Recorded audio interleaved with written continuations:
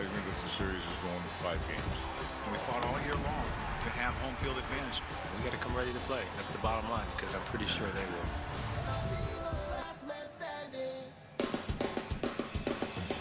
And will the fireworks fly? It is do or die on a grand stage on TBS tonight. Yankee Stadium once again lit up for baseball as New York has forced this series back to the Bronx.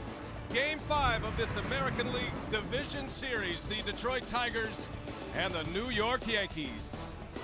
And hi everybody, we welcome you from Yankee Stadium. Great to have you with us alongside John Smoltz and Ron Darling. I'm Brian Anderson. What a setting here tonight for a Game 5, an elimination game. The winner of this series will match up against the Texas Rangers in the ALCS. And Ron, you take a look at this series, it's been a lot of fun. In 4 games, we have had some impressive individual performances up to now. Well, some superstars have really left their mark on this series. In Game 1, Robinson Cano was outstanding. Hit a grand slam in that game, and he drove in 6. In the second game, Miguel Cabrera, their big superstar for the Detroit Tigers, he got them off to a great start with this 2-run home run in the first inning, gave the Tigers the lead. Game 3, pitching duel. Verlander outlasted Sabathia, 8 innings, 11 strikeouts.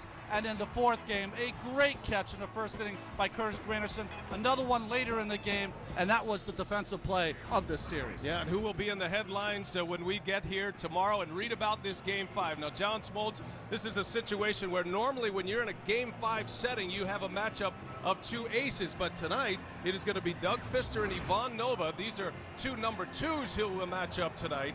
In your mind, and you've pitched in decisive games before, how will this play out for these 2 starting pitchers? Well, the amazing thing is the crowd's going to be amped, the players are going to be amped, but these guys got to control their aggression. They have to be closers in the first inning. They've got to get their team up 0s to get it going, and then what they've got to do is pass it on to each bullpen.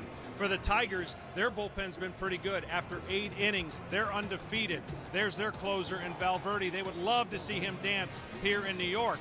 But for the Yankees, their bullpen is equally better. It's the 3-headed monster that they have, but at the end of the game, it's Rivera. And look for Rivera to possibly pitch more than 1 inning in a game like this. Well, one thing we know, this series will end tonight. The winner moves on. The loser, they go home. It's a Game 5, Elimination Day at Yankee Stadium.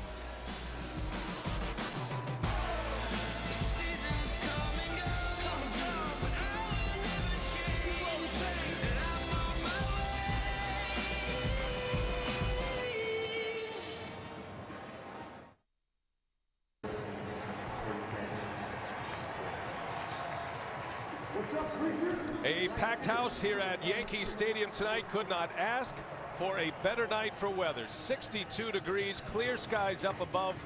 It's like playing indoors right now as we are set for Game 5, and we check in with the 4th member of our team, Sports Illustrated's Tom Verducci. Well, you know, Ivan Nova is on the doorstep of a unique place in Yankees postseason history. The Yankees have played 21 of these sudden death postseason games. Only 2 of their starting pitchers have come out of those games with the win. Johnny Cucks back in the 1956 World Series and Ralph Terry in the 1962 World Series. Both of those occurred on the road. So no Yankees starter has won a sudden death game at home. And here is Ivan Nova, a 24-year-old rookie, a rookie who is in the minor leagues in the middle of July, has the opportunity to be the first. What an impressive opportunity. He said he would be very nervous. It would be the biggest start of his career, and he'll be the first rookie pitcher to start a decisive postseason game for the Yankees since 1964. Let's take a look at tonight's starting lineups, brought to you by Autotrader.com. For the Tigers, Austin Jackson will lead off, then Don Kelly at third base batting second. Delman Young in the 3-hole. Miguel Cabrera bats 4th with Victor Martinez the designated hitter. Nagli Ordonez in the 6-hole for Leland. The bottom 3, Alex Avila the catcher. Johnny Peralta the all-star shortstop with Ramon Santiago at second base. The 5th different starting lineup for Jim Leland in this series. And there is Ivan Nova, the first rookie since Mel Stottlemyre lost to Bob Gibson in Game 7 of the '64 World Series to start a decisive game, John. Well, it's an incredible feeling to be on the mound. See if he can do what he did in the first game and get the Tiger hitters to swing at a lot of pitches out of the zone. Austin Jackson leads off, and a swing and a miss, and we are underway in Game 5 at Yankee Stadium. The Tigers took a very aggressive approach on Ivan Nova the first time around. It was technically a relief appearance for Ivan Nova and Doug Fister, finishing off game one.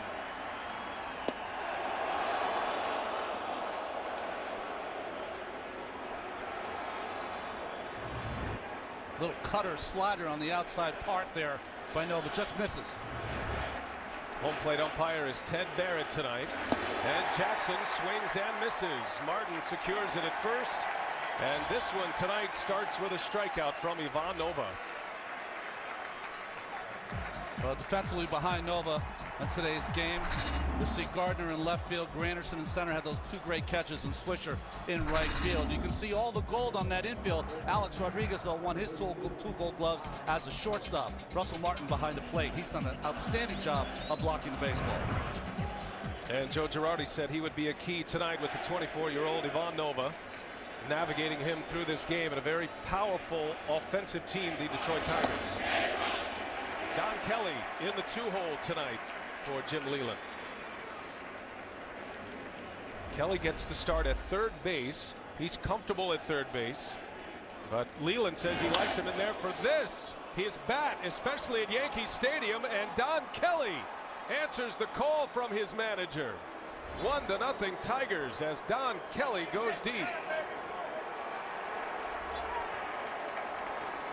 Well, when we see this pitch on the replay, it's a curveball over the middle of the zone. The first game that Nova pitched, he threw primarily fastballs in that first inning. Well, it's interesting talking to Jim Leyland. You can see that breaking ball John was talking about. He talked about his fifth different lineup that Brian, you brought up, and he said he liked Kelly. He liked that he had some power, he had some pop, especially in this smaller ballpark. Pays off right away as Delman Young on the first pitch. A high fly ball deep left, and there it goes. Back-to-back home runs for the Tigers. Kelly and Young. And it is 2-0 Detroit right out of the gates. Well, once again, the first pitch that Mr. Young likes, he did throw him something other than a fastball. You could not ask for a better start. Now here's a pitcher, Nova, who, as we look at this pitch right here, it's going to be away, and he cuts it right down the middle, no break whatsoever, and now the Tigers are up 2-0. Nova's a rhythm pitcher. He's only given up home runs this year, solo home runs. So he's still okay when you think about what goes on in a big inning. He's just going to have to settle down a little bit quicker. Here is Miguel Cabrera, and a strike on Cabrera. Delman Young is putting together quite an ALDS. That is his third home run. Has had a game-winning home run for the Tigers in this series, and his second first-inning home run of this series. Remember, he homered in game one against CC Sabathia. John, I don't care if you're a 10-year veteran or a rookie. This has to shake you to your core, giving up back-to-back home runs. Cabrera down on strikes on 3 consecutive pitches. 2 Ks to go along with 2 home runs. Jim Leyland pulling the right card today with Kelly then Young, and they respond with back-to-back home runs for the Tigers. Well, typically, Ron, to get somebody out of rhythm, you try to get him out of the stretch. He's a rhythm pitcher. He's got this freedom when he throws the baseball. He did give up those home runs, and he's still pitching on the windup, but you're right, it's got to throw you off just a little bit. Your confidence is, as I mentioned, you got to be the closer in the first inning. Try to put up zeros, and now, of course, it'll be on Fister to see if he can make that hold up in the first. Now the road team has scored in the first inning in 4 of the 5 games. And the Tigers have hit 4 home runs here at Yankee Stadium in the first inning. And 2 today from Kelly and Young. 2 outs for Victor Martinez, and a bouncing ball over is Cano. Off balance throw in time, inning over.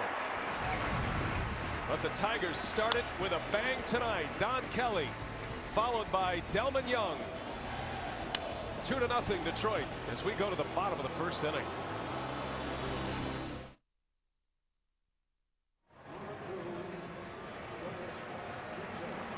Well, the Tigers with 2 runs on back-to-back solo homers in the first inning, out to a quick start. Now the Yankees coming up for the first time, and their starting lineup brought to you by Autotrader.com. It is the exact same starting 9 for Joe Girardi in all 5 of these games, with Derek Jeter, Curtis Granderson, and Robinson Cano at the top of the batting order.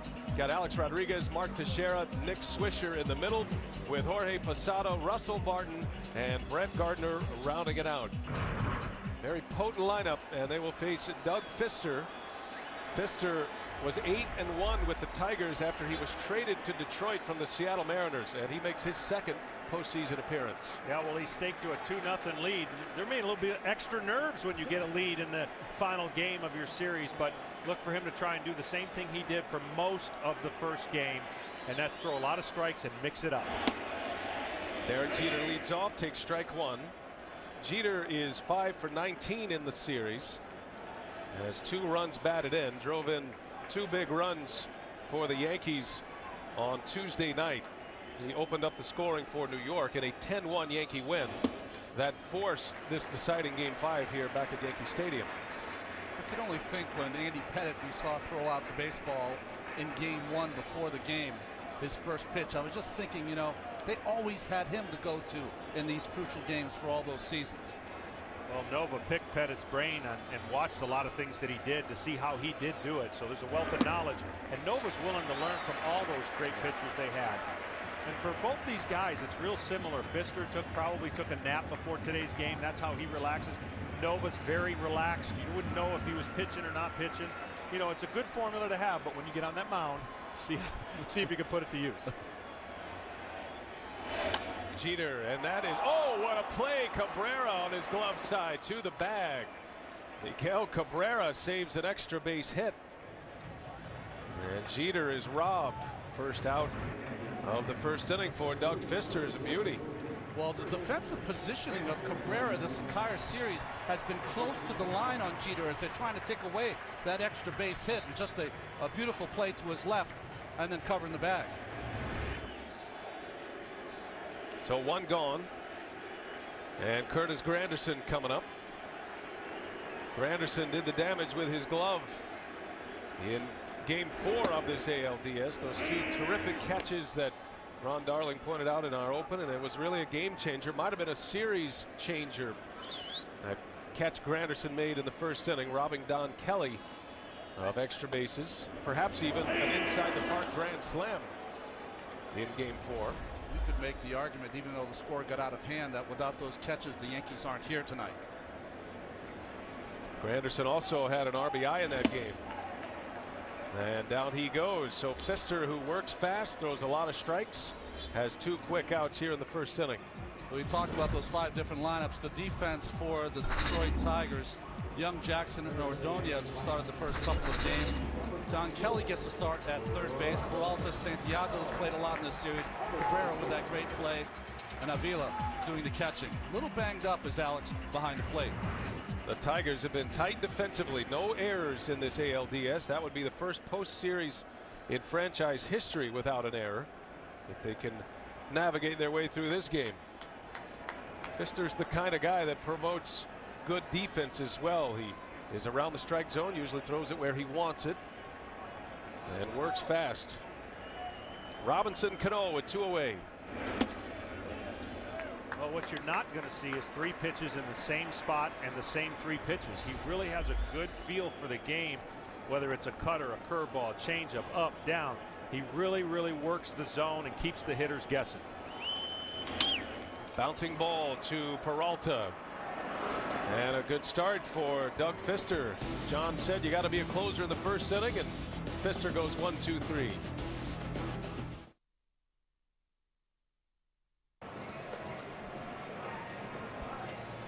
Fast start for the Tigers. They lead 2-0 as we head to the second inning. And a reminder that this American League Division Series coverage on TBS is brought to you in HD by BMW, the ultimate driving machine.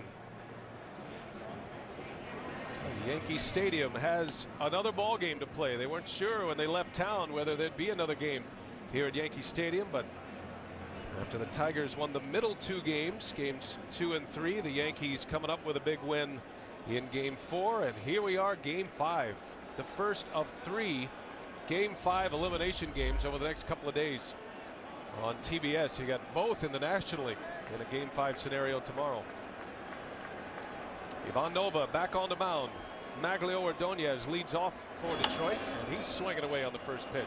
Well, if this were a football game and the other team returned the kickoff for a touchdown, you still got plenty of time to recover, and I think that's the feeling you got to have as a pitcher. No big deal. That's it. That's all I'm getting. My team has scored me a lot of runs throughout the year, and when I get the lead, I'm undefeated. But I think one thing it does tell you is that Detroit came in pretty loose to this game to be able to deliver those 2 home runs, and the pressure goes right on Joe Girardi's team here playing in their house down by 2. 0-2 on Maglio Ordonez. And a foul tip in and out of the glove of Russell Martin. Ordonez stays alive barely. The only thing he does sometimes, Ron, on that pitch is he stands up a little bit and that slider just kind of spins over the middle. When he gets down through it, he's a big guy, a lot of leverage, a lot of arm length. When he gets down through it, that slider bites harder and he gets more swings and misses. Nova did not allow a home run in the first inning all season during the regular season. 2 of them here tonight.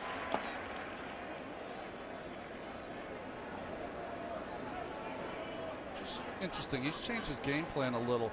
In the first start that he pitched many more fastballs. He's really relying on his slider here in his second start.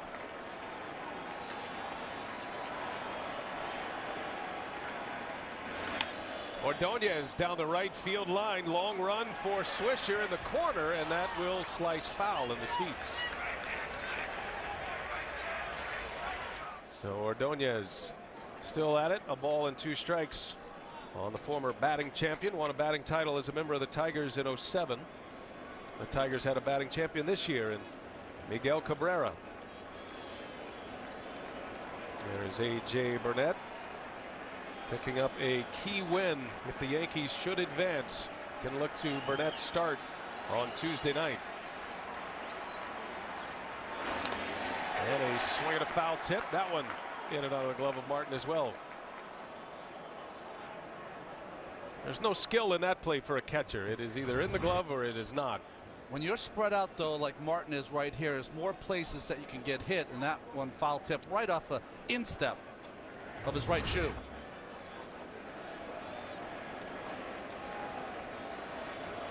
Russell Martin has had a great series behind the plate, blocking pitches, and you figure he'll be blocking a ton tonight with Ivan Nova and that breaking ball.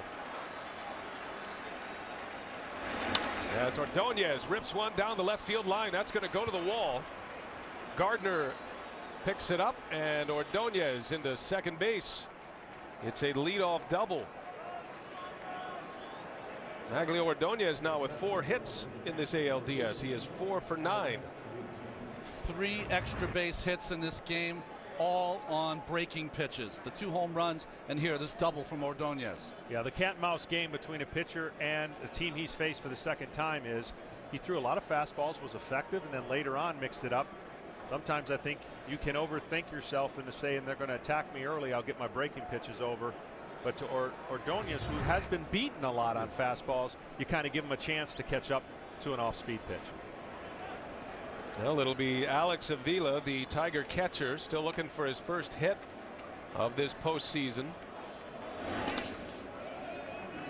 And the Yankees bullpen is active already. Phil Hughes is loosening. Hughes pitched on Tuesday and was impressive. He struck out 2 batters in a 3-up, 3-down inning in the 8th inning against the Tigers in Detroit. You know, game 5s are great for everybody but the pitchers because it can get away quick and you don't have that leash of making up for a mistake or 2. And that's why getting out of the gate is so important in an elimination game, to at least pitch as deep as you can and not have that bullpen going. You know, it's interesting you say that, John, because in your career, your game 7s are so memorable. I pitched a couple in my career, and that is exactly what happened. They just get away from you so quickly that you can't even, the world moves so quickly, and you're off the mound before you know it.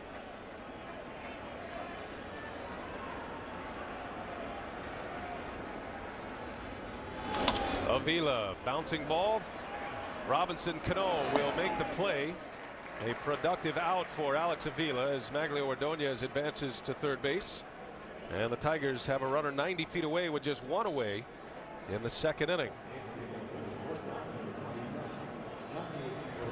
Watch Cano on this ground ball. Very important as he backhands. He takes a shot and a look at maybe going to third base to get Ordonez, but thought it was too risky a play. Proceeded to first for the sure out.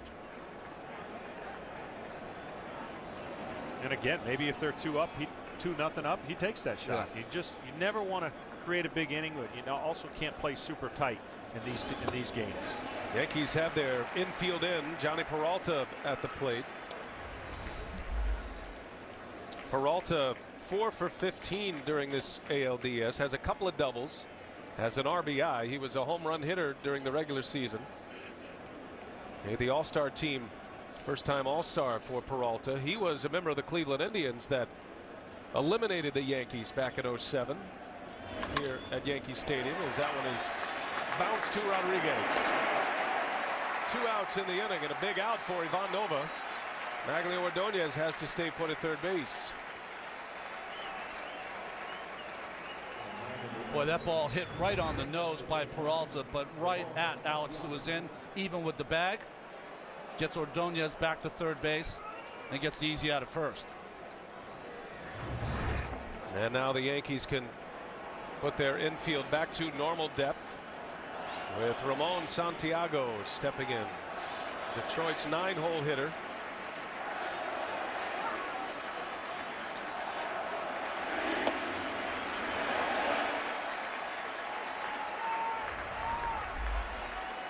Santiago had a big game 3. 2 for 4 with 2 runs batted in. Alex Rodriguez step on the grass even with 2 outs.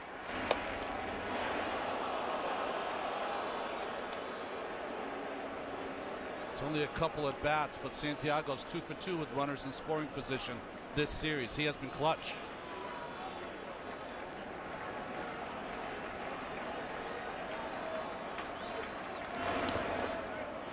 That one skips away from Martin a little bit, but Ordonez won't challenge him.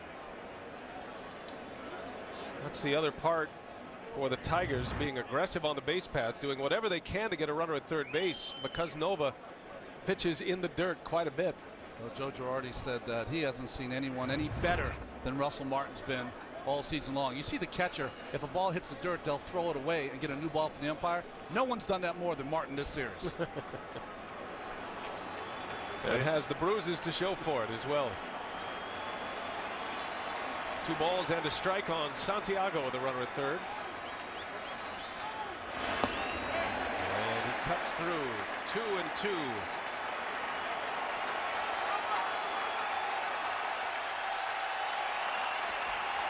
Two-out runs are daggers in an elimination game, but so is the inability to get a runner in from third with less than 2 outs. So far a draw. See how this inning plays out with 2 strikes. Another great play by Russell Martin. Keeps it in front. Nova in a full count against Santiago.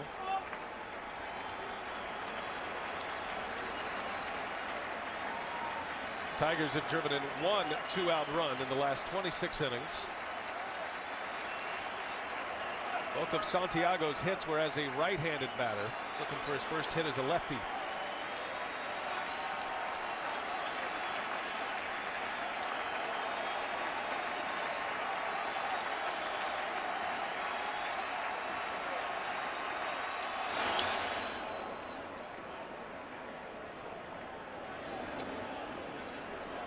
Inning started with a double from Magglio Ordonez, a 2-strike double. He fouled off a couple of pitches, rips it down the left field line. He's at third base. Nova trying to get through this second.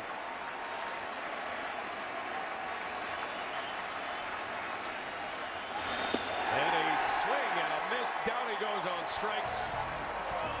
Ivan Nova puts up a 0 in the second. Alex Rodriguez will lead off. We head to the home second in a moment.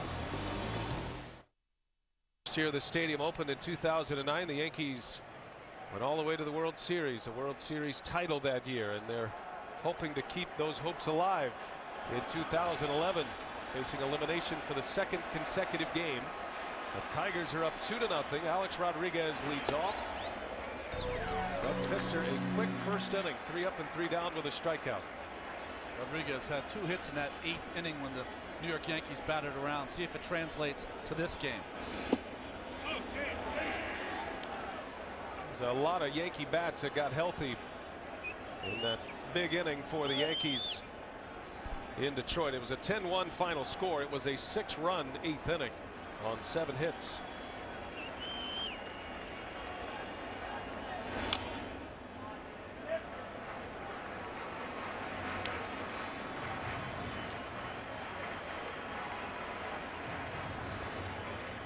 The 6'8" Doug Fister. He's 27 years of age, played his college ball at Fresno State. Began the year with the Seattle Mariners.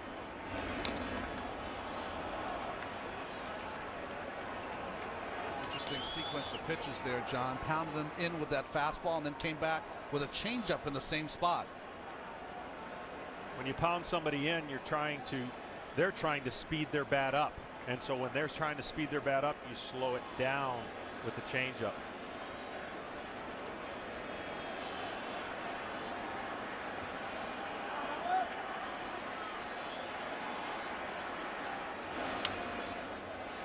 The reason I think this series, beyond just the fact that it's in Game 5, is so intriguing for me is that the relentless Yankees and their patience, because they've been there, done that so many times.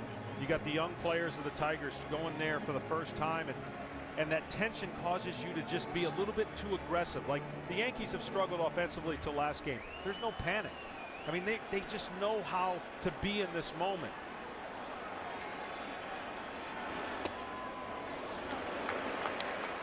You got the veteran Rivera at the end of the game and a guy who was perfect for the Tigers in their bullpen, but still not the experience factor. And so each team's trying to put themselves in the best situation to win the game.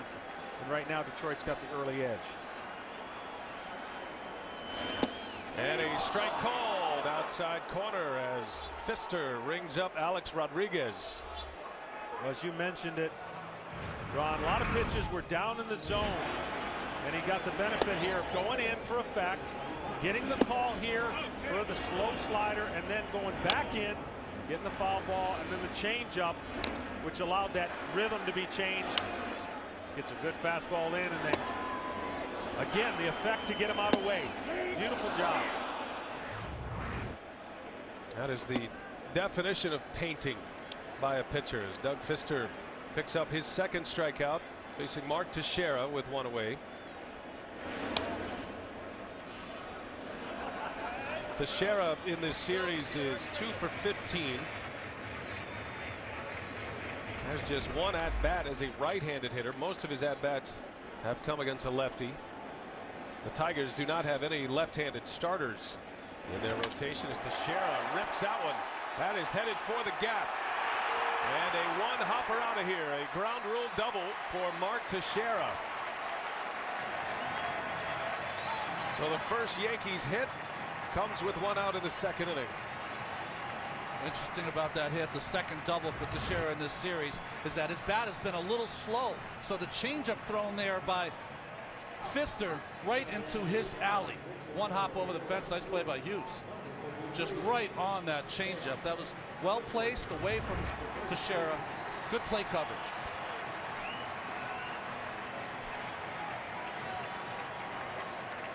And now Teixeira in scoring position for Nick Swisher.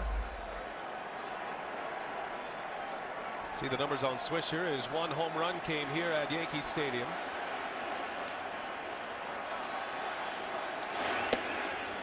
And he takes a strike from Fister, and a lot of questioning of the home plate umpire Ted Barrett early by the Yankees hitters.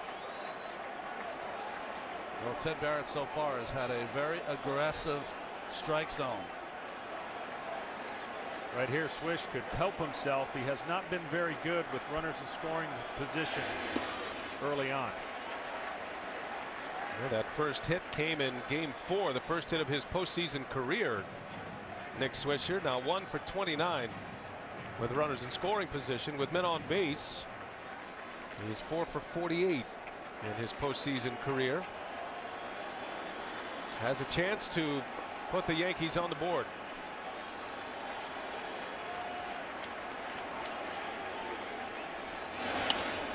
gets jammed on a hop to Peralta. And there is out number 2. Teixeira has to stay put.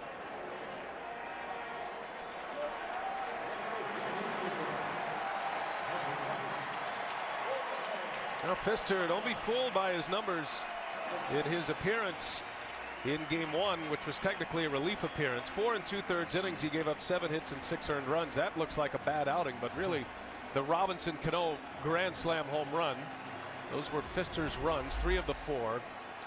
Pfister pitched pretty well that game until that 6th inning.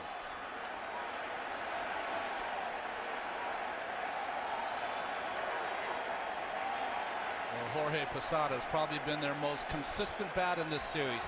He's reached base 9 times, 4 hits, 4 walks, and a hit by pitch. Posada with 2 outs. And he swings away on the first pitch. Posada is having a good series. He's 4 for 10. He's walked 4 times. He's been hit by a pitch. On base 9 times through the first 4 games of this series. And John, you talk about experience. Jorge Posada, his 15th year performing in a postseason, has 124 postseason games on his register. Some of those outs, he had great at bats. I think of all the Yankees, arguably he's had some of the best at bats, best approach, seeing the ball.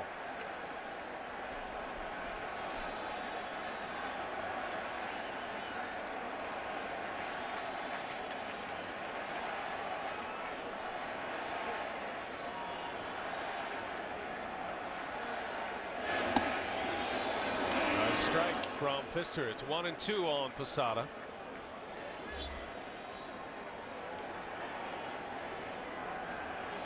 .25 pitches for Pfister. Very economical in the first. Yankees have done a lot of damage with 2 outs in this series. They've scored 12 2-out runs so far through the first 4 games. And down he goes. Pfister strikes out Posada. 2 called strike 3s in the 2nd inning. 3 strikeouts total. 2-0 Tigers.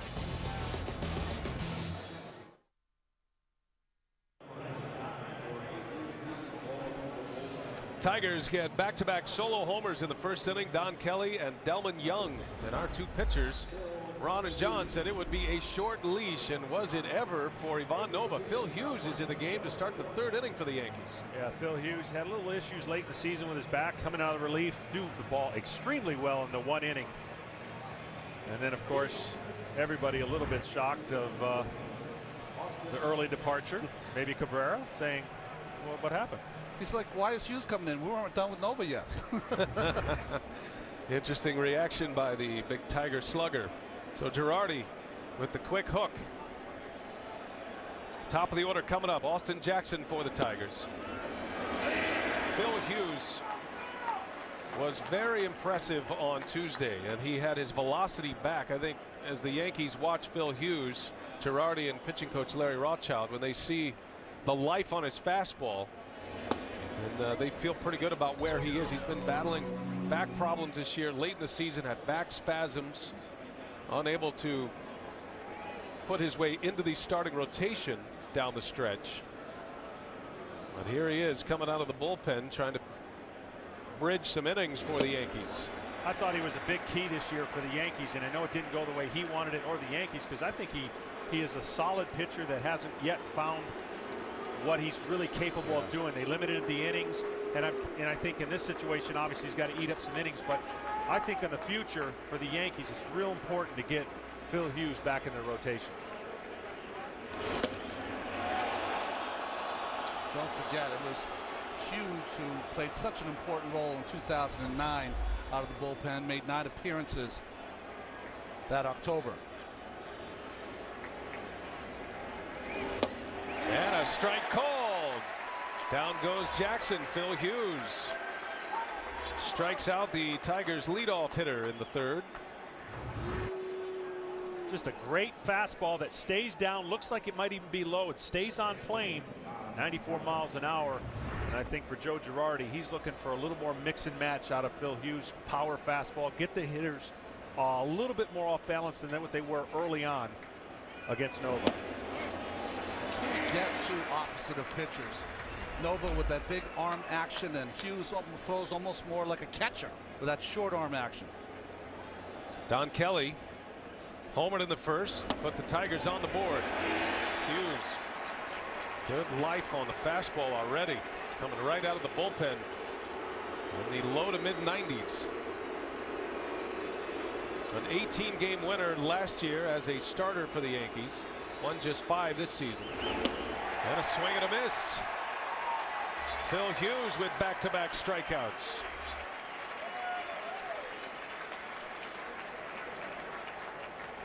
There's a lot of things that can get your team going. A fine defensive play, getting some hits, but also a reliever coming in and shutting down the opposition can give your team a lift also. Now, this does not figure a game that 2 runs is going to win it. It has a feel with these 2 big offenses, and the Tigers are often running early. After the Kelly home run, it was Delmon Young who launched one, no doubter, into left field. His 3rd home run of this series. 3 of his 5 hits have gone out of the ballpark. Tigers got him from the Twins on August 15th. Talking to Jim Leland, one of the main reasons why the Tigers wanted Young is because of his great finish for the Minnesota Twins a season ago, as Hughes narrowly misses off the corner.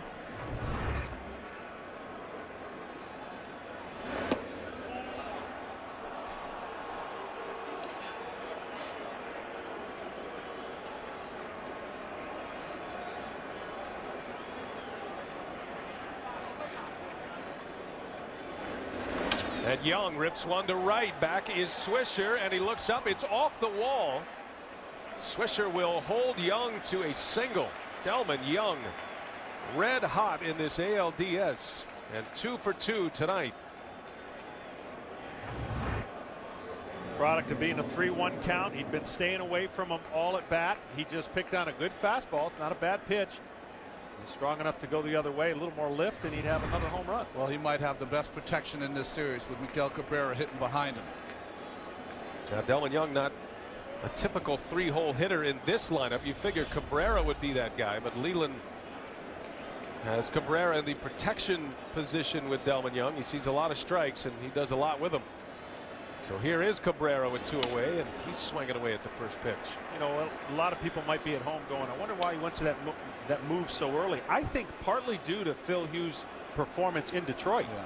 I think that sped up the fact that we can get some innings out of Phil, buy some time, turn it over to our pen. We talked about the pen having a big impact, and not let Nova get in any more issues or troubles might be the reason we went to Phil Hughes. Cabrera's had a lot of success against Phil Hughes, but not this time as Jeter ranges over, shovels to Cano, inning over.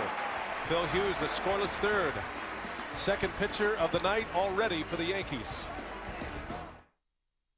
Cal Ripken. Yeah, At the same time. That was great. I don't think it Lot of was great. I experience. think you were wondering why Cal Ripken would be saying that to No. experienced Oh, playoff no, pitchers. definitely not.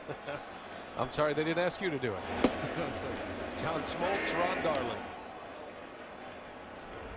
Russell Martin leads off for the Yankees. Martin, Gardner, then back to the top of the order, Derek Jeter.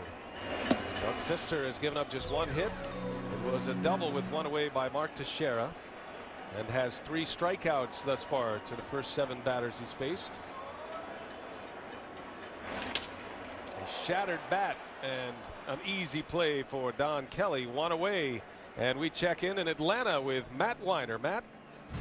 Hey, Brian, time for a game break presented by Bank of America, and 2 more Game 5s coming your way tomorrow night. Prince Fielder and the Milwaukee Brewers so good at home. Game 5 against the Diamondbacks as they try to reach the NLCS. The Phillies have been there 3 straight years. They'll try to make it 4 in their Game 5 against the Cardinals at 8:30 Eastern Time. 2 Game 5s here tomorrow night. Oh, looking forward to that. 3 elimination games, decisive games this year in the division series. Only the Rangers and the Rays didn't take it to 5 games. Texas won that series in 4, and you guys are headed to Philadelphia. You'll have the terrific matchup of former Cy Young Award winners filling in a relief appearance for Bob Brenly, whose son is getting married, and he has left that crew. And John and Ron will be on the air with Dick Stockton tomorrow for the Phillies and the Cardinals. John, you and I hitting the turnpike tonight, but you've been a closer. I've never been a closer. This will be my first time going to Game 5 and closing. It can be fun. Brett Gardner with one away.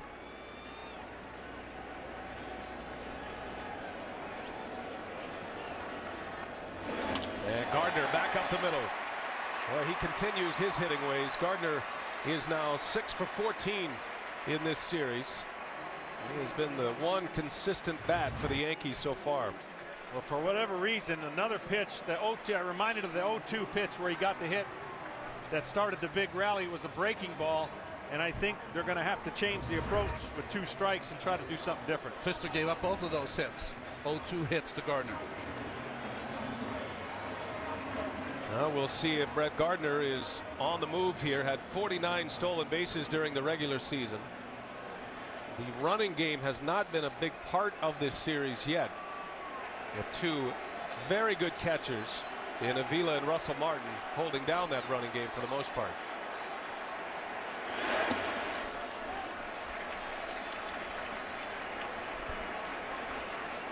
One thing to keep in mind about Pfister as well, even though he's 6'8", tall and gangly, he is an outstanding defender once he lets the pitch go. It's not uncommon to see him diving all over the field, sprawling out. So you got to be pretty athletic at 6'8" to be able to move your feet around the mound and have a quick move to home plate. But he has been able to do that and keep only 4 of 6 potential base stealers.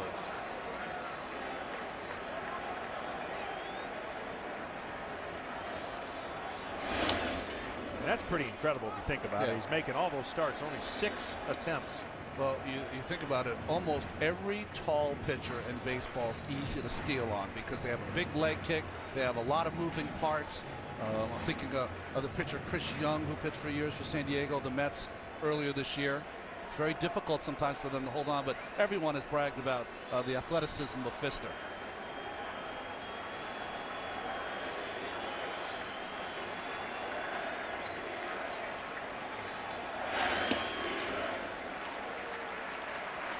So far early on, if you're a pitcher, Ted Barrett has said the pitch down in the zone is going to be the strike. Anything close up, borderline would be a ball. So you know to get your calls, you have to get the ball down. Saw Jimmy Leland giving the signs there to Avila, letting him know whether to give a sign to throw over. Shake of his head, back to his sinker. And if you watch Gardner, just gets back to first base. When you watch him take his lead, he almost cocks his arm, his right arm in front of him. And what he does is he tries to take that arm and pull it through towards second base. Close play. And Pfister showing the quick feet on the mound. You see why he is tough to run on. Pitcher-catcher combination. As Jeter takes a strike. A lot of movement from Doug Pfister. Jeter gave up on it. 2-2 the count on the Yankee leadoff hitter.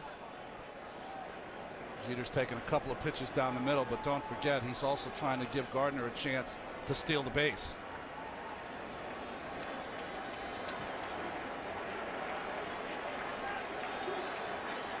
There was a moment in this series with Gardner at first, Jeter at the plate. The runner took off and the second baseman covered. We'll see if the Tigers adjust that. In that same scenario, Gardner stays put. Jeter swings and misses. Another strikeout for Doug Pfister. He did a good job of keeping the ball down. He crossfired a couple of them, but that's a good setup to what you're going to try to do to him. All of these pitches were supposed to be in. That one came back over the plate. That one came back over the plate, but he got the strike. And the same thing happened there with that sinker. Sometimes you try to get the ball in. You just pull the ball enough. He got away with it, and the ball sunk under the bat of Jeter. Location didn't get him. Movement did. Sure. A lot of bite on that sinking fastball. Granderson takes a ball. Curtis Granderson struck out in the first inning. Has struck out 7 times in this series. Does have a homer. He's driven in 3.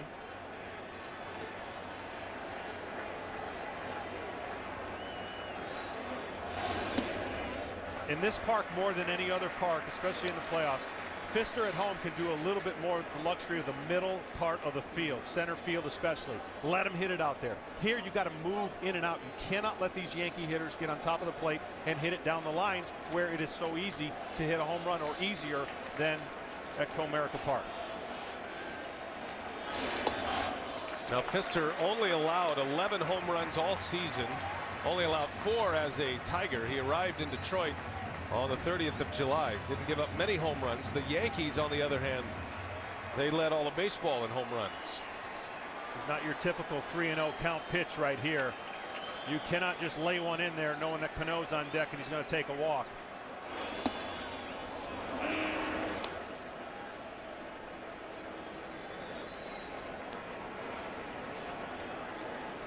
Rob Thompson, the third base coach, with the signs. Problem you have, your sinker ball pitcher with Granderson, he's right on the plate, so that ball that's on the corner away sometimes is the middle of the plate for him.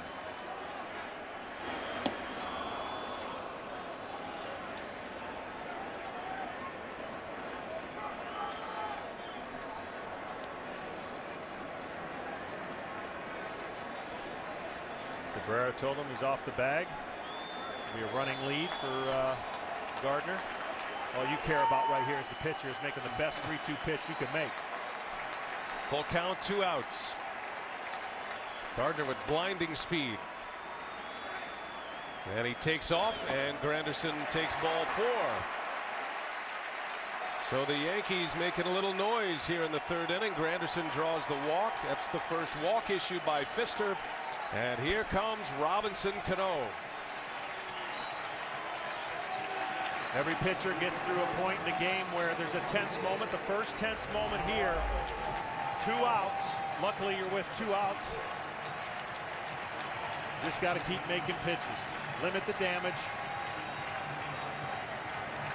All of Cano's RBIs in the series have come with 2 outs. Drove in 6 runs in game 1, including a grand slam. 2 on, 2 away. And we take you back. Grand slam. This was Saturday as game 1 continued. That was off Al Albuquerque, and he went into the 2nd deck on a night when the wind was blowing in from right field, and that was a put-away grand slam for the Yankees. The Yankees would go on to win game 1 behind Ivan Nova.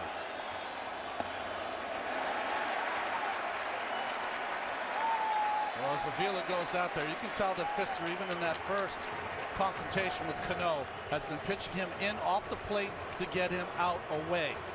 If Cano can work the middle of the diamond or even left and left center, he'll have an advantage against Pfister. But see, that's a perfect example of the experience and how good Cano is. Those were 2 pitches a lot of guys might have went after. Aggressively trying to get your team back in the ball game. He patiently waited and stayed off of those 2 pitches, and now he's got the count in his favor.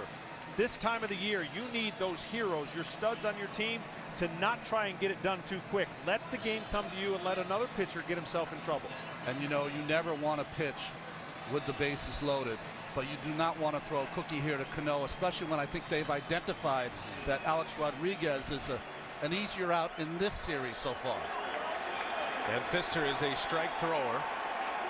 So the Tigers do have a base open. Unfortunately, it is 3rd base. We'll see how he works to Cano. Big pitch coming up. And it's a strike right at the bottom of the strike zone, maybe a little off the plate. Gets the call. That's where you got to go to get it. You've got to get it down.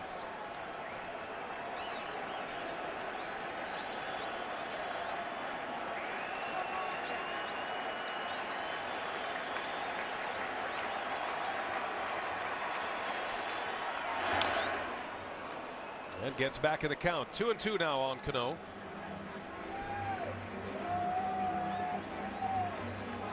It looks like so far Doug Pfister is able to put it where he wants it.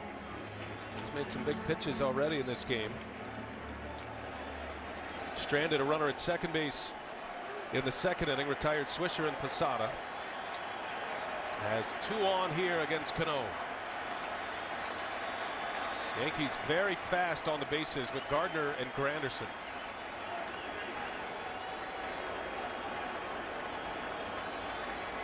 Pfister pitches off the right side of the rubber to utilize his sinker against left-handers and give him the angle that he needs.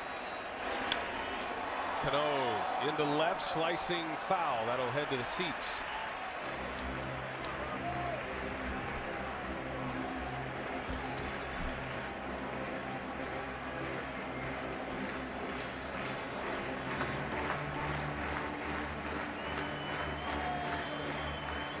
See Tom Brookins pushing Delmon Young back in left field.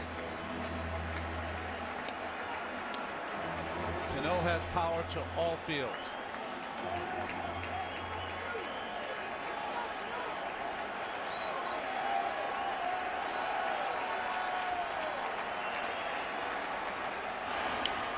He fouls another one away. Count remains at 2 balls and 2 strikes. John, I think Avila's going out there because 2 consecutive pitches missed by Pfister there, both up in the strike zone. Absolutely. This crowd is waiting to erupt.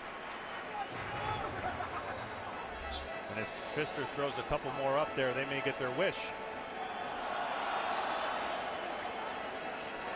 Has not thrown a curveball to Cano yet in this series of pitches.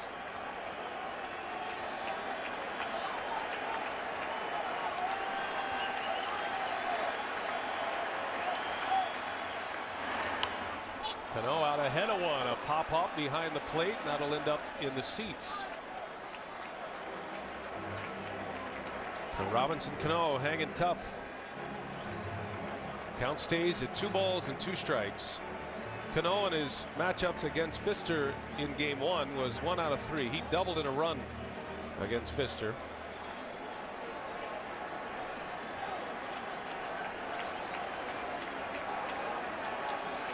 The 2 base runners will be off with a crack of the bat. 2 outs in the inning.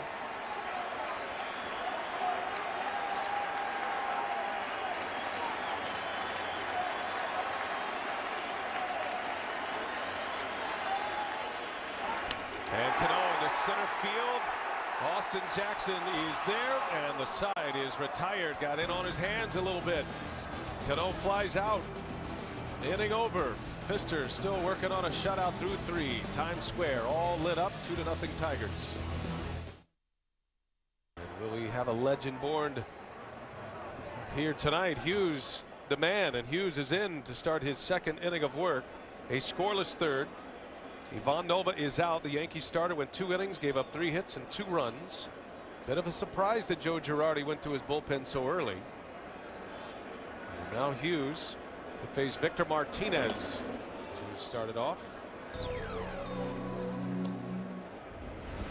Well, Joe Girardi and the Yankees could not wait for Nova to find his breaking ball, and he also wanted to bring in Hughes to start an inning. He didn't want to bring him in the middle of the inning with runners on base. It is a do-or-die matchup tonight. Game 5 of this best-of-5 series. The Yankees won the opener.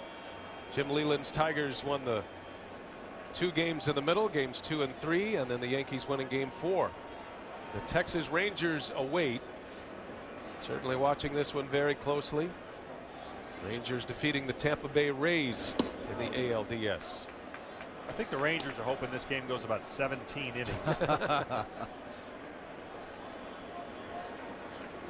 That series begins Saturday night on Fox as the Rangers and either the Yankees or the Tigers to see who goes to the World Series as Martinez pulls one foul.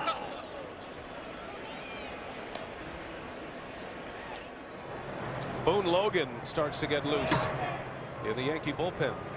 This will be a spring training type game, and when you see a spring training, these hitters won't get used to a starter or a reliever more than one at bat, it looks like.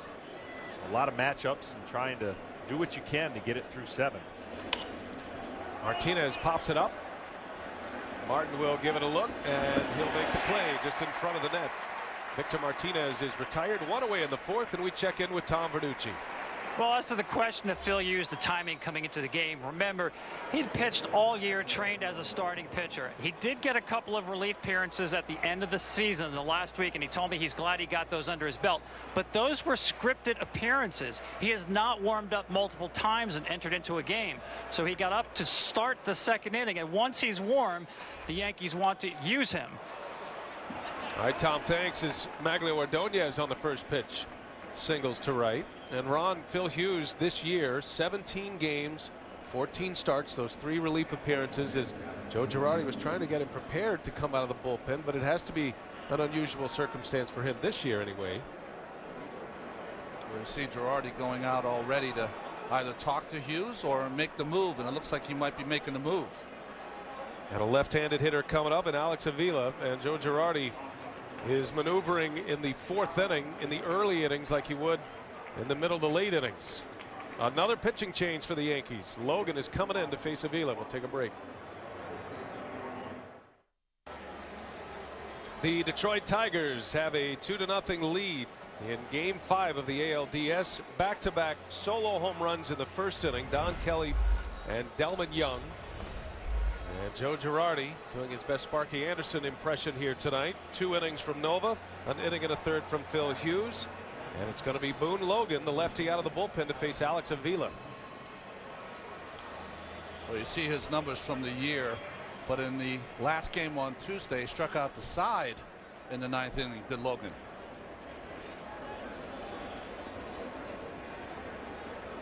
Well, Girardi will try to get the final 2 outs of this inning from Logan. Bullpen is quiet for the time being. With Alex Avila coming up, you've got a right-handed hitter, a power hitter next in Johnny Peralta. Larry Rothschild on the phone. CC Sabathia is available out of the bullpen tonight for the Yankees. Joe Girardi said he doesn't want to use him, but will if he needs to.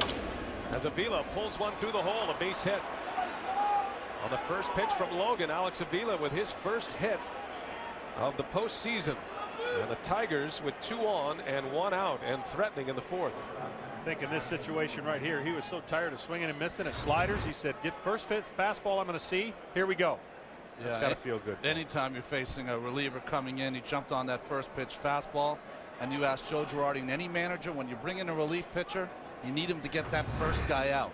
Logan not able to. 2 on, 1 away. And it'll be Johnny Peralta. And now a matchup that favors the Tigers.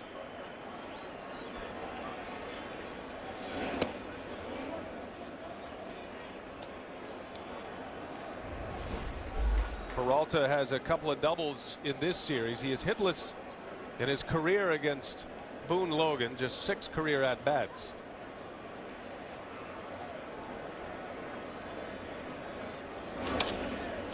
In the air to right, Swisher is on the run. And Ordonez will not test the arm of Nick Swisher, and there is out number 2.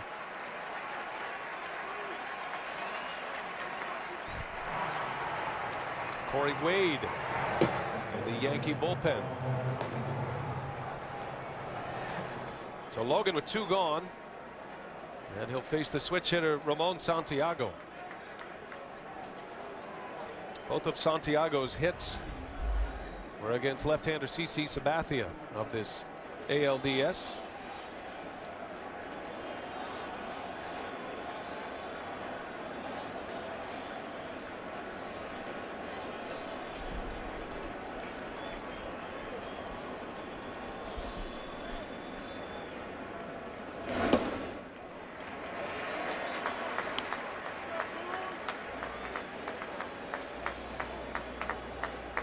Team's doing a nice job with 2 outs so far with runners in scoring position.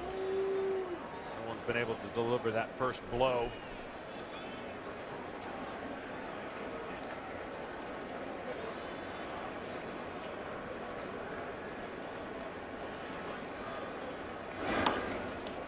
Santiago quickly down in the count. No balls and 2 strikes. Well, when you look at the speed on the bases with Ordonez at second and Avila at first, not a lot of speed. Ordonez slowed by that ankle all season long, so it will give the Yankee outfielders on a base hit a chance to make a play at the plate. Crowd chanting Boone, trying to get Boone Logan through this 4th inning. 2 on, 2 away.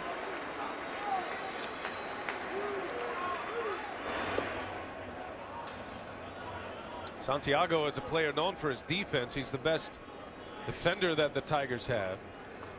But it was his bat against CC Sabathia that did the damage in Game 3.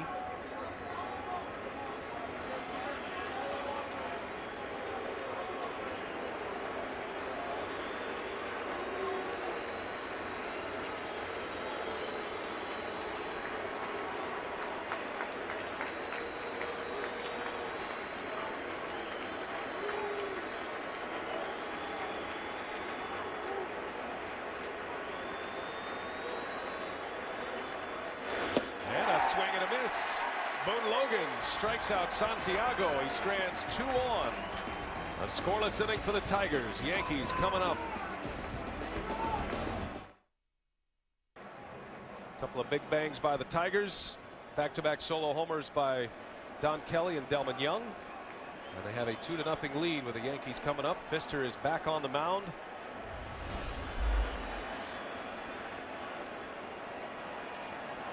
Alex Rodriguez will lead off.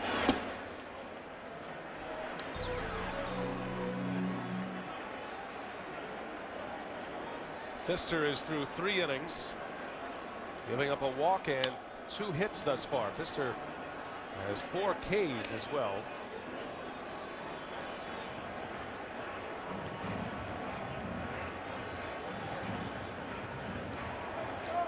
He'll face Rodriguez, Teixeira, and Swisher. 4, 5, and 6. Middle of that Yankees order.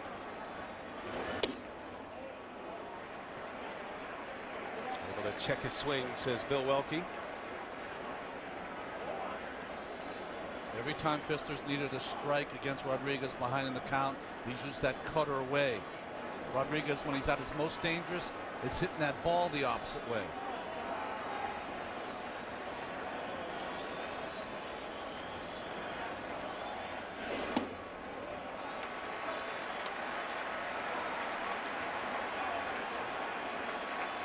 Rodriguez has been able to draw his walks in this series, has 3 walks.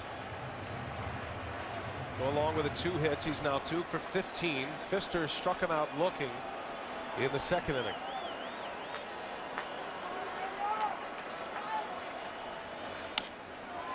In the air, right field line, long run, slicing in the seats. A foul ball, 3 and 2. The count on Alex Rodriguez.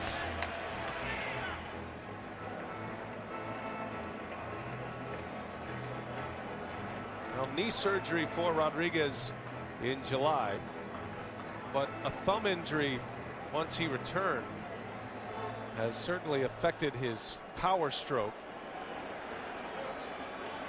A-Rod with just 3 home runs since June 12th. It's been a good portion of that on the disabled list through the month of July and August as he draws the walk. A leadoff walk. Well, moments ago, we caught up with Tigers manager Jim Leyland as it's time to talk, brought to you by Charles Schwab. Well, Jim, we're seeing a lot of early pitching changes from Joe Girardi. How does that affect you on your side of the fence? Well, there's not much you can do about that. We're not going to change anything unless a big, big situation maybe later on. But, it is what it is. So you just play it the way it is. Well, for Pfister, he's come out and delivered what I call is the tension breaker for you guys. He's come out and looks good early. Yeah, he's pitched very well early, and he was fortunate enough to tie Robinson Cano up a little bit in that last inning. He just missed. He got it in there enough, and he just didn't quite get it. And we appreciate Jim Leyland joining us between innings. As Teixeira at the plate fouls one back. Mark Teixeira down 0-2. And speaking of pitching changes, there's another one upcoming for the New York Yankees, and this crowd is humming right now because the big man is up and loosening. CC Sabathia will enter this game in the 5th inning. He's just getting his side session in. In front of 45,000. Yeah, they're thinking positive for the next round. Well, Boone Logan gets the final 2 outs of the 4th. Sabathia is loosening as if he's ready to start a clean inning with the top of the order coming up, which is what the Tigers will have in the 5th. Well, the most interesting part of CC being up, though, is that Jim Leyland and the Tigers have decided that Justin Verlander will not pitch in this game. He threw a side session today of 56 pitches, not available. I find that very surprising. One, that he threw a side session, and two, that you would let the Yankees know that Verlander is not going to be available. He was pitching on the bullpen mound in plain sight, and Verlander taken off the list by his manager Jim Leyland, and Jim Leyland is sticking to his guns. John, he will hear nothing of returning Justin Verlander in a game like this. The next time he'll pitch will either be next year or in the first game of the ALCS. It's one of those where you can understand both sides of them. It's a discussion that won't go away one way or the other. You get a feeling, though, if he threw 56 pitches in a side session, could have maybe thrown 25 in this game. Yeah, in fairness to I agree with you. I mean, in fairness to a side session, you don't put in the effort nearly that you would in a regular season, or especially a postseason game. CeCe's done it so many times and pitched on 3 days rest there for forever there for Milwaukee. So he feels comfortable. His manager trusts him, trusts that he feels good, and he just might be able to eat up enough innings to get to the rest of the bullpen. 2-2 on Teixeira. And a fly ball left field. Delvin Young coming in. And he'll make the call. Calls Kelly off for out number 1. Teixeira retired, 1 away with a runner at first. And it'll be Nick Swisher. You know, guys, Pfister has been good, but he's gotten away with about a half dozen pitches right down the middle so far. Yankees have not taken advantage.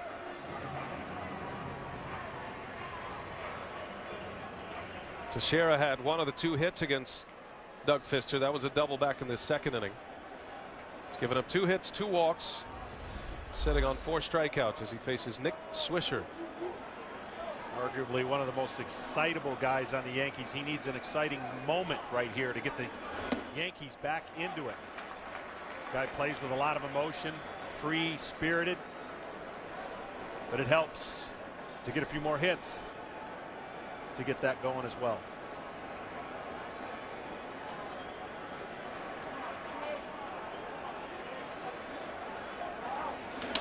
And Swisher into right center. That's down, a base hit.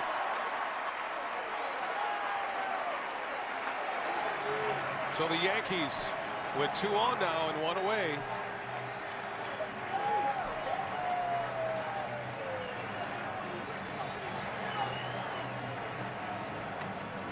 And that has the Tiger skipper pacing. You just wonder, just CC Sabathia's presence in that bullpen.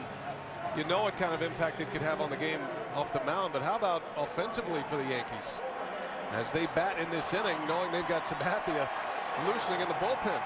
It's almost inspirational, isn't it, to have your big man out there willing to pitch in relief. It would be Sabathia's first relief appearance of his major league career, if he in fact comes into this game. Jorge Posada, 2 on, 1 away.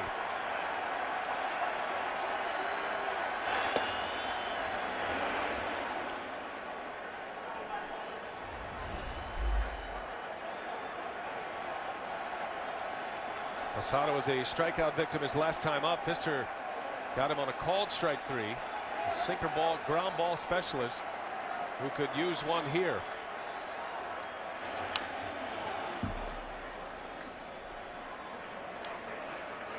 What's interesting about Doug Pfister, you just figure ground balls are a big part of his game, which they are, but no double plays turned behind him in his last 9 starts. In his last 9 games, including that relief appearance in game 1.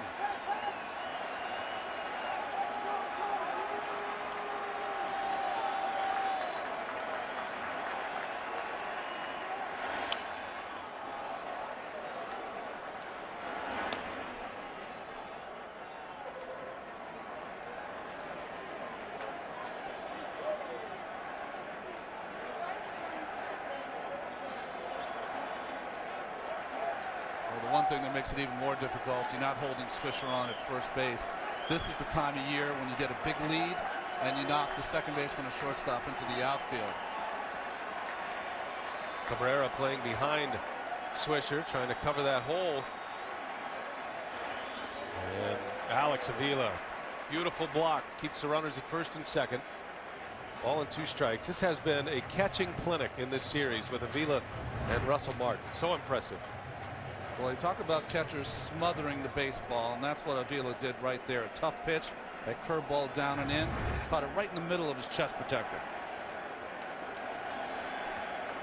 Avila has only been catching since 2008 when he converted in college at Alabama. It's amazing that he is so skilled behind the plate. Gives a lot of credit to Mike Rojas, who is the bullpen coach for the Tigers, and the brother of Victor Rojas, our colleague calling the Diamondbacks and the Brewers series.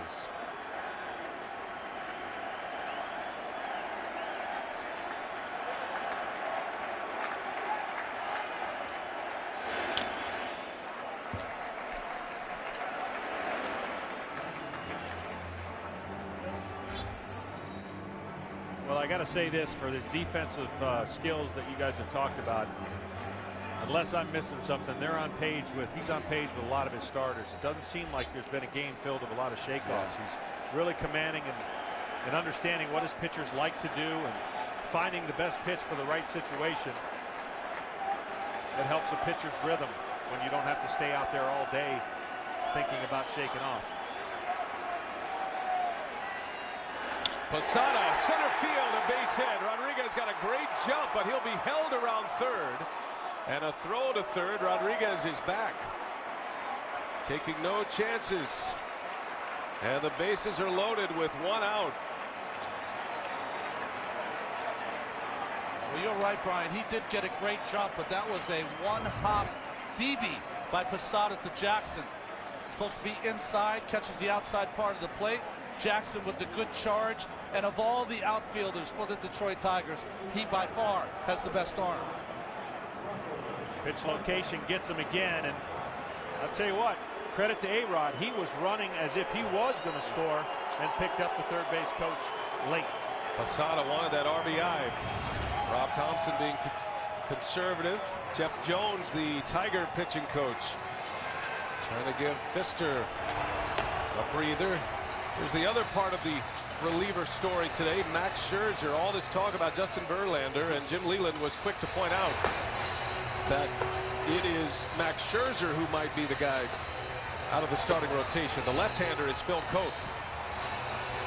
This is an at-bat where they have been pounding Martin in all series. He's been hitting a lot of balls. He can hit a ball to third base, pull the ball, but that location that we've seen him be so good, meaning Pfister, has been a little bit off the last few pitches. What a spot here. 4th inning. Tigers lead 2-0. Russell Martin with the bases loaded. Just 1 out.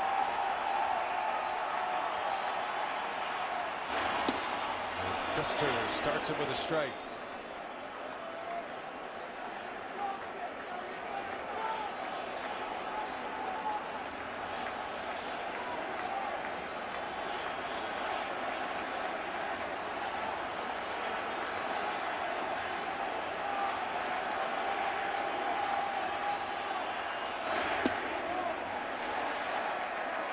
There's that pitch right there. Again, you got to stay on top. A little anxious. Getting to the side of it, pulls the sinker. It's not going to be a good pitch when you pull it. You've got to stay behind it. This is the tension. This is what this series and this game can create. You've got to be able to make this pitch in to get Martin out.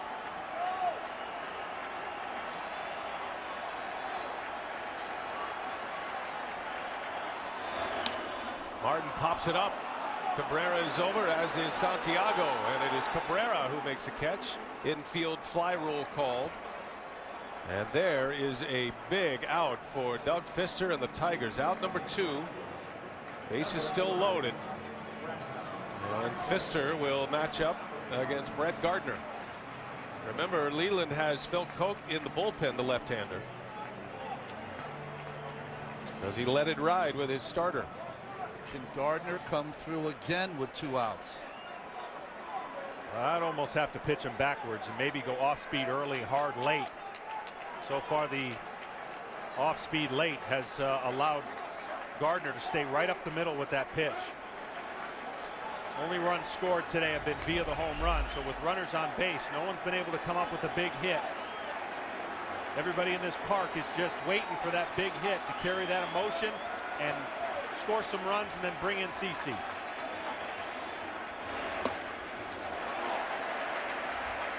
Brett Gardner has 4 RBIs this series with 2 outs. Had a hit against Pfister his last time up in the 3rd inning. Jim Leland will describe, and Gardner said he's the definition of pesky. He's been one of the Yankees' best hitters in this series. In a big spot, bases loaded, and Gardner takes a strike. Count evens at a ball and a strike on Brett Gardner.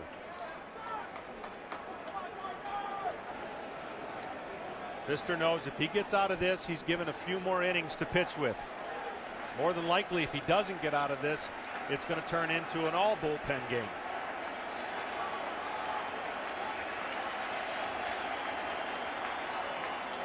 Now Vila wants to start over with the signals. Again, a regular season game, there would be nobody up in the bullpen. Starting pitcher understands his role to get out of this with 1 run or less. But here he's thinking 0. Falls behind, 2-1. The grand slam home run has been a big part of this postseason. A couple of Arizona Diamondbacks with grand slams. We saw one here at Yankee Stadium with Robinson Cano.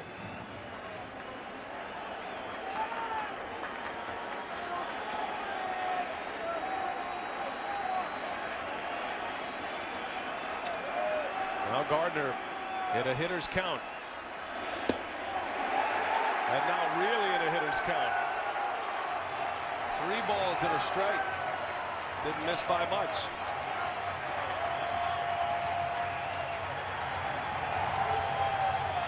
Gardner in these hitters counts, a lot more pop than you think.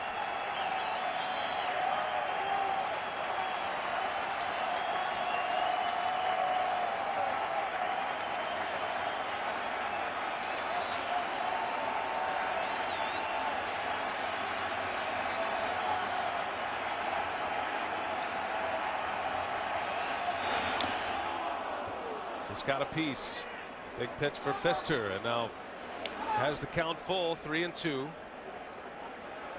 talked about Gardner's 4 RBIs. All of them came with 2 outs. The other part of that, Gardner's 4 RBIs, all came with 2 strikes as well. One of the things you can't do here as a pitcher, and believe me, it's a lot easier said than done. You can't think of the what-if scenarios. Yeah. You just got to make 1 pitch. If it's your last pitch, make it the best one you can. And I think in these situations, affirmation of pitch is more important than anything you can do in this 3-2 count. Even a walk's not the end of the world. I mean, I know it's still got the 1-run lead. What you'd hate to do is give up that gap shot. The runners will start with the pitch. And there they go, and Gardner fouls it away. Might have chased one, might have chased ball 4. Too close to take, though. Well, interesting, John, with Jeter up next. Gardner getting a steady diet of being challenged on this 3-2 count. It is a 30-pitch inning for Pfister. That's a bit of a danger zone for a pitcher. High-stress pitches as well. Let your sinker go where it goes. Don't pull it. Throw it down the middle. Let it fade out to the right side of the plate. Runners go. Gardner in the air. This is playable. Don Kelly, foul territory, and Doug Pfister is out of the inning. A big moment here at Yankee Stadium. The Yanks strand the bases loaded. We're headed to the 5th. Still 2-0 Tigers.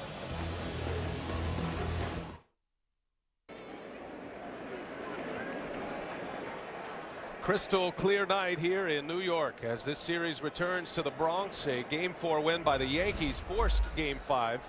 CC Sabathia is on the mound, pitching out of the bullpen for the first time in his career. And facing Austin Jackson to start this 5th inning. So it started with Nova, who went 2 innings. Phil Hughes an inning and a third. And Boone Logan able to get out of the 4th. And now Sabathia coming out of the bullpen. He's got the top of the order coming up in a 2-0 Tigers lead.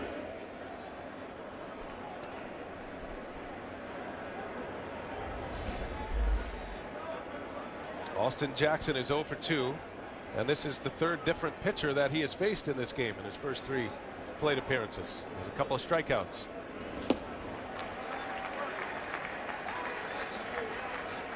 We're going to hear from Joe Girardi in just a bit. Information from Girardi concerning Ivan Nova. And it has turned into a game for the bullpen for the Yankees the rest of the way. And how much can Girardi get out of CC Sabathia tonight?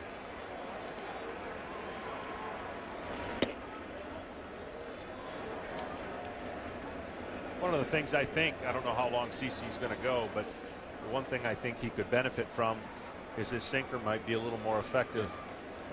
Once you've pitched a lot, sometimes you don't have that adrenaline strength and that velocity is not quite there. That pitch right there could be very good.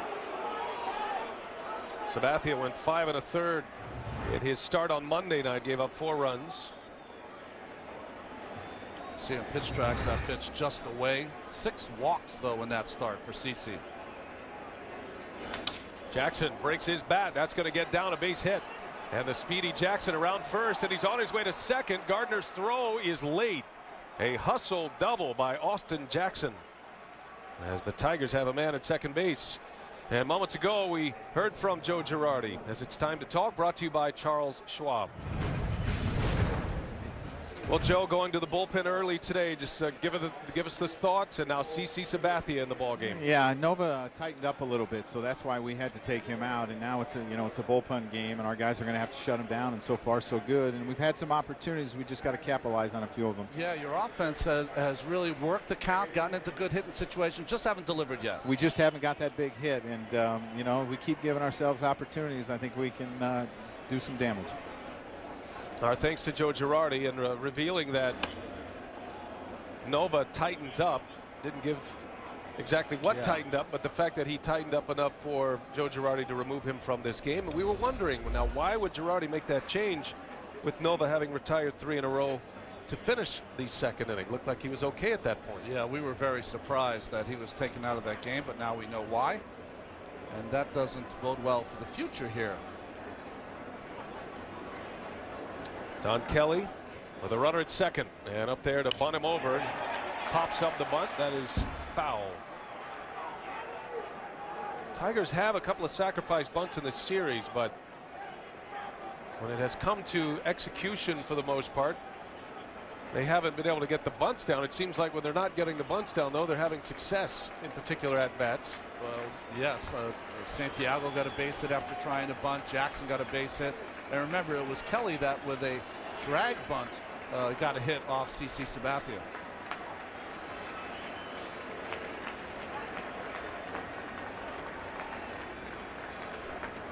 Squares again. And a ball and 2 strikes. Something you don't see very often in the American League. 2-strike bunt. Kelly struggles against left-handed pitching. Leland ordered him to bunt the other night on Monday. And he bunted for a hit, pushed it right past the mound. Sabathia falling off toward third base.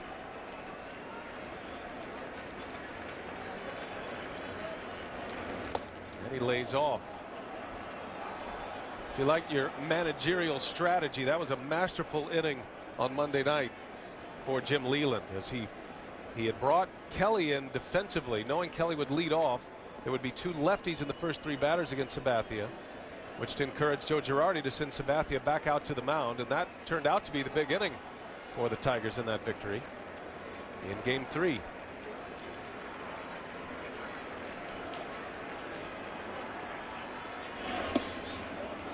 Not bunting this time, and he takes ball 3, full count on Kelly.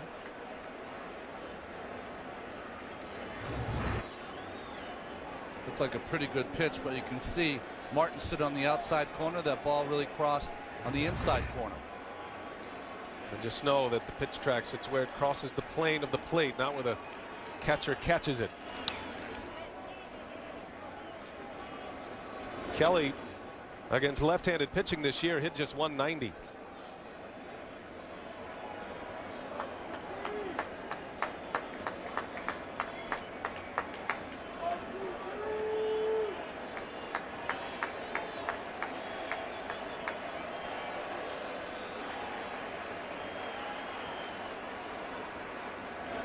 And a swing and a miss. Sabathia strikes him out.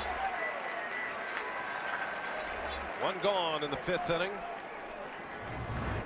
Well, right here is just a product of not really feeling comfortable with the strike zone. That pitch sails way outside. Kelly trying to do a little too much maybe there, and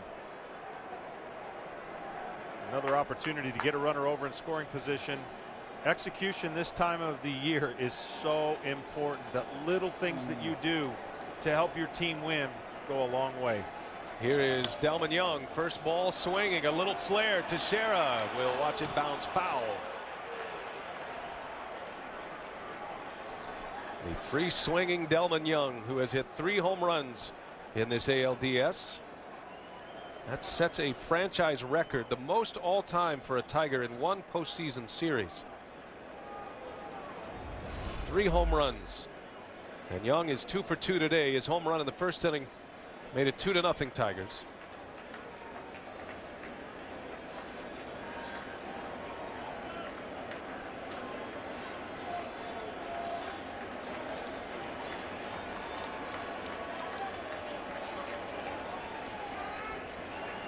Delman Young homered against Sabathia in Game 1 on Friday night before the rains came and suspended that game. It was a 1st inning home run by Delman Young. And that one's hit in the air to right, slicing foul in the seats. The Tigers with the first stake of the series. Delman Young with 2 outs in the 1st inning on Friday night. A line drive missile into the bleachers in right field, and that's how it got started for the Tigers offensively in this series. Yankees would win that game 9-3. Well, for Nova, getting word that a tight forearm.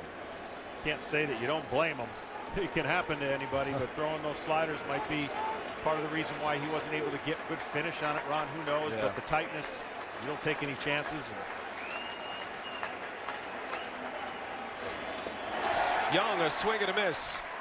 Martin still has to secure it at first, does so, and he keeps Jackson at second base.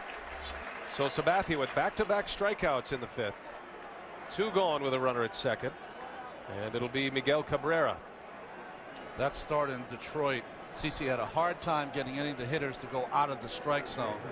Having a little more success so far in this inning.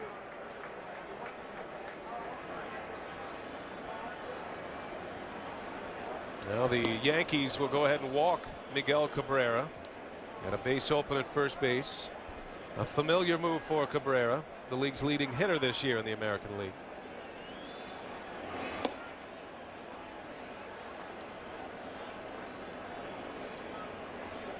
But it is a terrific 1-2 punch for the Tigers with Cabrera and Victor Martinez.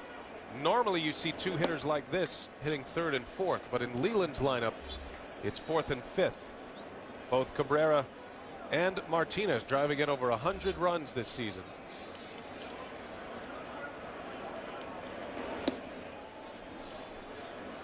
And Cabrera draws the free pass, 1st and 2nd for Victor Martinez.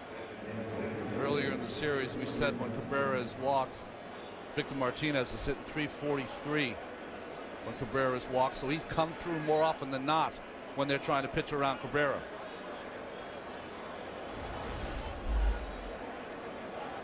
See his numbers against Sabathia. Martinez used to be Sabathia's battery mate with the Cleveland Indians. He knows him well, but 6 hits lifetime against him. The switch hitting Victor Martinez. And that one's into center field, a base hit. Jackson around 3rd, and he will score easily. Granderson bobbles, Jackson scores. The Tigers add to it. Victor Martinez with an RBI single. A 2-out run producing hit, and it's 3-0 Tigers.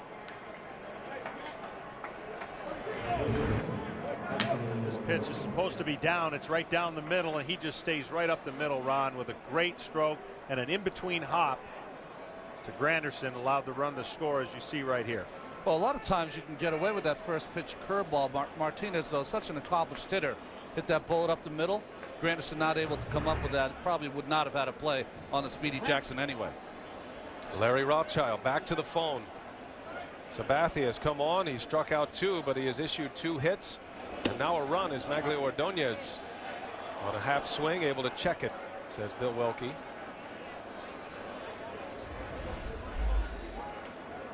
Well, for a series that started in an odd way, this game is not what either one of us thought was going to happen as far as the amount of pitchers already by the 5th inning. We knew the bullpen would be a big part of it.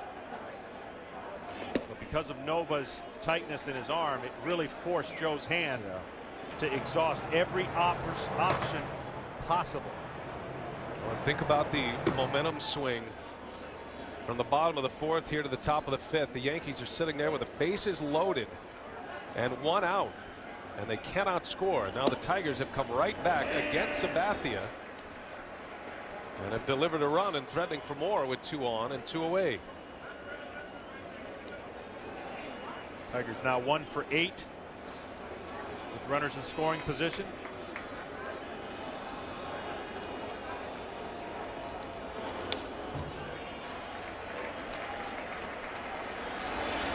But before this series started, they wanted CC Sabathia to appear in this series twice, and he has.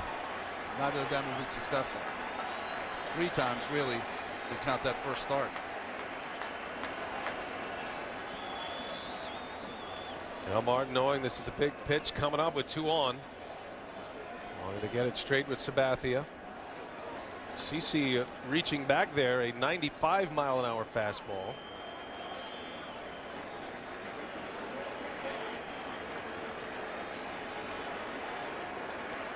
Goes with the hard slider. If he gets it down, Ordonez typically to swing over the top of it, but it's got to be down.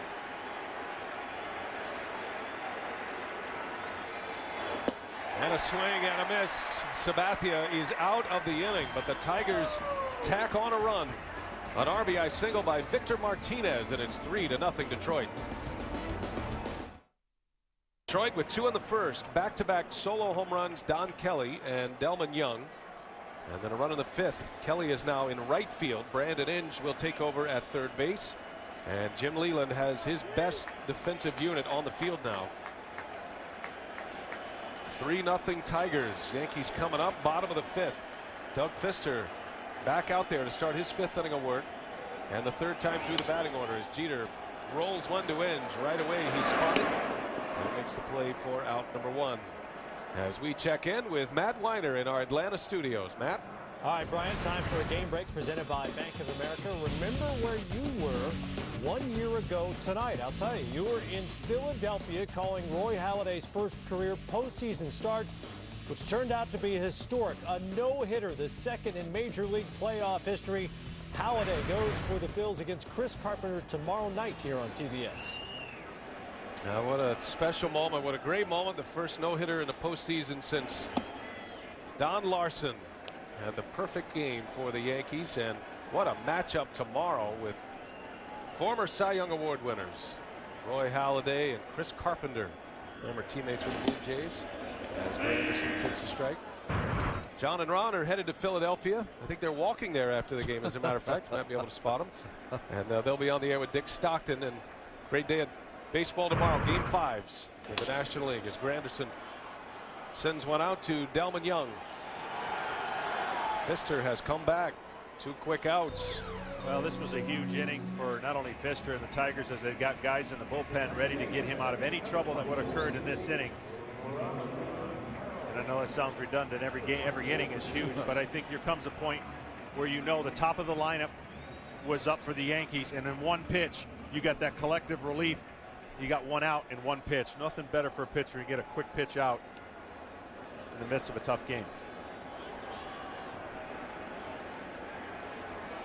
Now Fister facing Robinson Cano. Got to give Fister a lot of credit. He has made some big pitches when he's needed to. He was facing Cano with 2 on in the 3rd inning. Had a jam shot pop up from him, and then he retired Martin and Gardner with the bases loaded in the 4th. He has left some runners on base tonight, has Fister.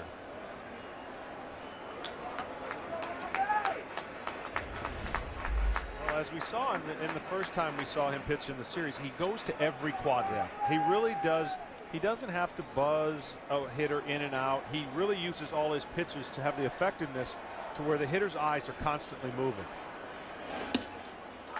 Well, he seems to have that nice, easy motion, that languid motion, that ball seems to get on the hitters very quickly. Fister has held the Yankees to just 1 hit with a runner in scoring position, 1 for 6. Yankees were not able to score in that scenario. That was the base hit by Posada. Cano lines one foul down the left field line.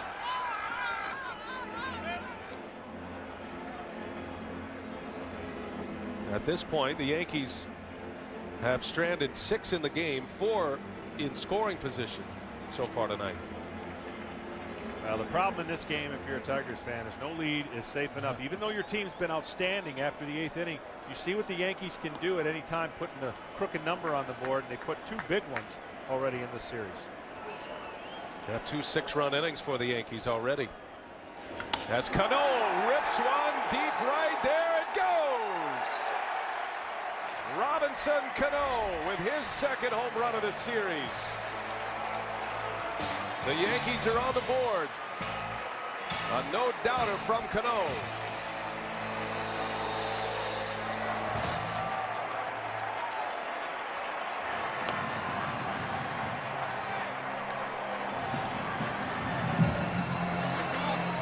Well, we said before that he was pitching in off the plate and then going away with that changeup. This one, a cutter inside, does not get inside, and Cano with that quick bat delivers. Just another 2-out RBI. Ball makes a different sound when it leaves his bat, doesn't it? Yeah. Now 9 RBIs. His 8th career postseason home run. Rodriguez back up the middle. Right there is Santiago. An outstanding play to end the inning. Santiago ranging far to his right. Fister is through the 5th. Cano gets him on their feet at Yankee Stadium. Yankees are on the board, thanks to Robinson Cano.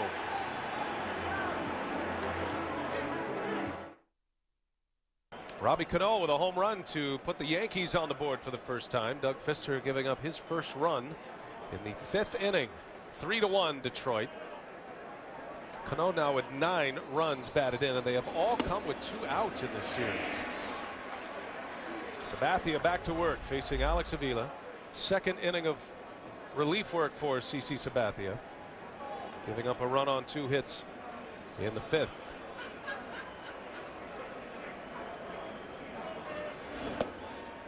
A strange game for the Tigers offense. They put up the 3 runs, they've got a couple home runs, but they've also struck out 9 times in this game.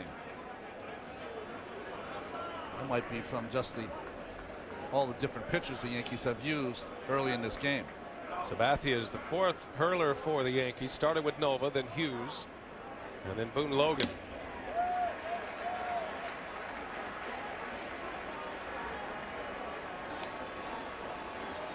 And if you're just joining us, Joe Girardi offering the fact that Nova was taken out after 2 innings because of tightness, and then we later found out it was forearm tightness for the Yankee starter. Girardi said before the game he did not want to use Sabathia, but would if he needed to, and he certainly needed to with Nova going out. Close pitch, and remember, this this tracks, I beg your pardon, on the pitch tracks is a close proximity of these pitches. It's where it crosses the front plane of the plate. Yeah, and it's not as accurate. It's impossible to be super accurate. That's why you're seeing it with those spots right there. And remember, the angle from center field is not quite perfect either. As Avila strikes out, Sabathia, all 4 of his outs are strikeouts as we check in with Tom Verducci. And seeing CC Sabathia come into the game for a lot of Yankee fans must have seemed like deja vu all over again. Go back to 2003 ALCS Game 7. A Yankee starter who had never pitched in relief, Mike Mussina, entered that game with the team trailing 4-0. Gave the Yankees 3 shutout innings, held that game in check, and that game turned out to be the last time the Yankees won a sudden death game. Good stuff, and now Sabathia trying to do the same, and a shaky start for him here tonight, but the Yankees do get the run back with that Cano home run. Largest deficit, 4 runs back in that 03 ALCS.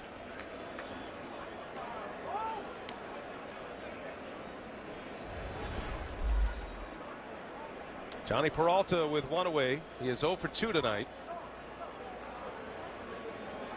Second lefty he's faced. He matched up against Boone Logan his last time up.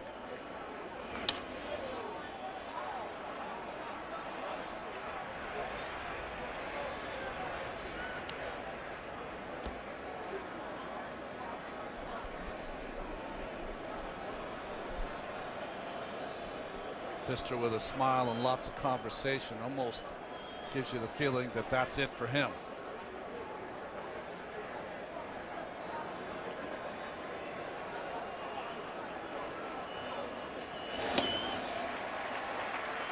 Two and two on Johnny Peralta.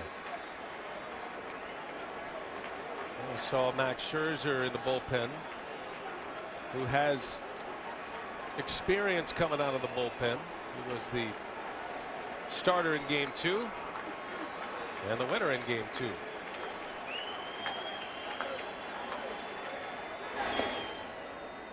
Well, the one issue that Joe has moving forward in this game being close is you got to make sure. I mean, obviously you want all your top guys you can to pitch in this game and keep it close, but inevitably if the game gets tied and it goes extra innings, then you start running that risk of not having the guys you want in the right order. But at this point you got to get it tied first.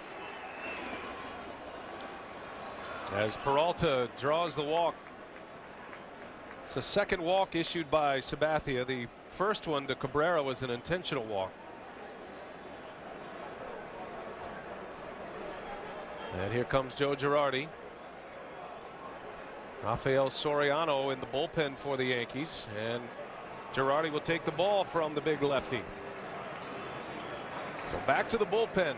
Girardi trying to piece this one together as best he can. It's going to be Soriano with a man on and 1 away in the top of the 6th. We'll take a break.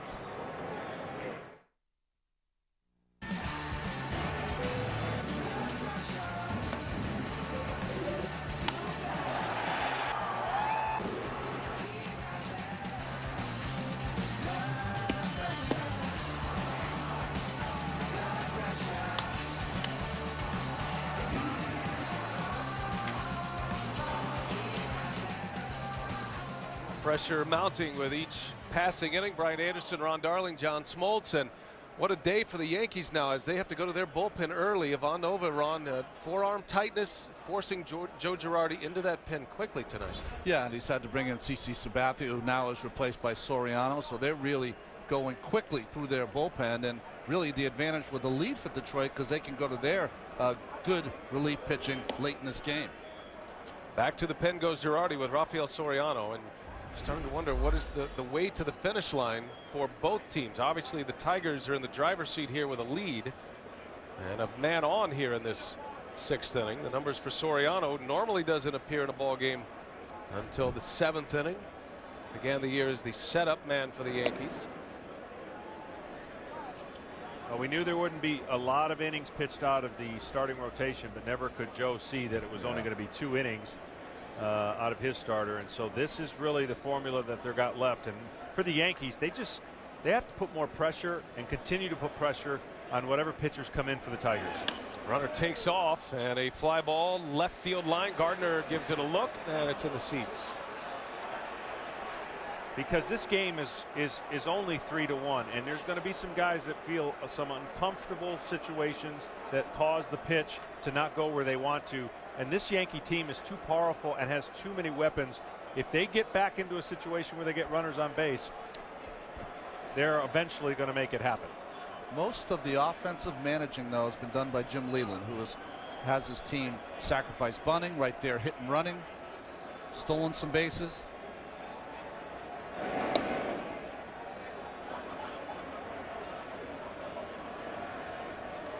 Rafael Soriano was very good on Tuesday night. Part of that Yankee 10-1 win. He came in prior to the Yankees unloaded in the 8th inning. Took him just 9 pitches to retire 4 Tigers. Runner goes again. Cano stays home to Jeter, and they'll turn 2. Inning over. A double play for the Yankees. They're coming up bottom of the 6th inning, down a pair.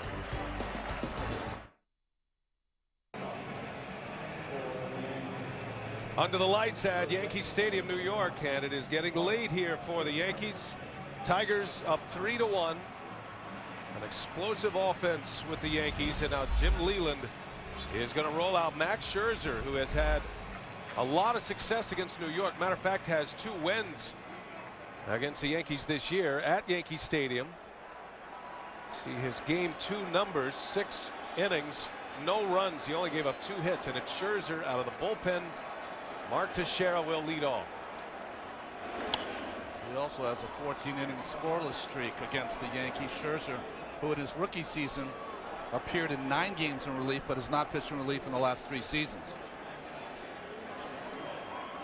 Last time he pitched out of the bullpen, he was a member of the Arizona Diamondbacks, and he was a part of that 3-team, 7-player deal that involved Granderson. From the Diamondbacks to the Tigers, Scherzer. Another big piece in that trade will get the ball for the Arizona Diamondbacks tomorrow in Milwaukee, Ian Kennedy. So all 3 teams benefiting from that trade. They're all in the postseason this year.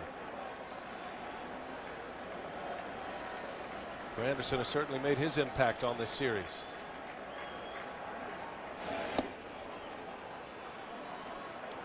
Scherzer, that's the pitch right there that was really good for him earlier. The slider was not so much, but the changeup, his arm angle, the way he releases it and actually kind of turns it over, complements a 96-mile-an-hour fastball that sometimes the hitter doesn't know exactly where it's going.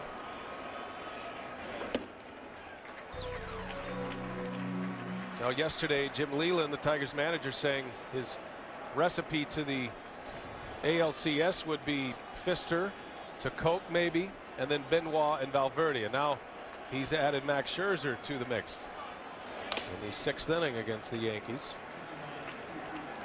Pfister goes 5, gives up 1 run on 5 hits, able to strand a lot of runners on base here tonight. Only the Robbie Cano home run, the lone blemish on Doug Pfister's line.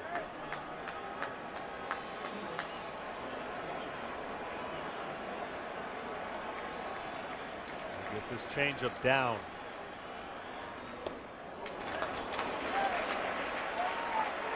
Count goes full. I think this is a dangerous choice for Jim Leland. Max Scherzer, we talked about his great success that he had in game 2, but out of your routine when you come into relief.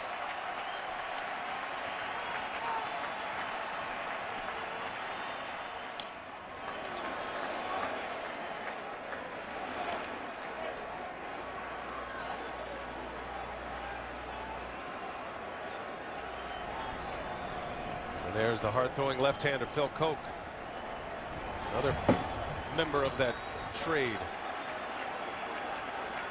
He would be next. Yankees have a run of switch hitters coming up, beginning with Teixeira.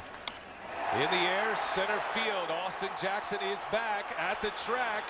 He's got it for the out. Teixeira just missed it, and a long, loud out for Mark Teixeira. That sends Jim Leland back into the clubhouse for a deep breath.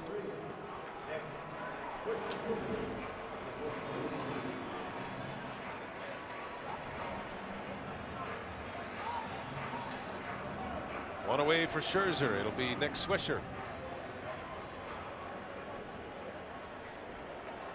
Again, these 2 guys that are pitching well now here out of relief, you're normally thinking about getting through a lineup 2 and 3 times. It's one of those rare times I just got to get 3 outs. 3. If I go back out there again, I'll worry about the 4th one. There you go.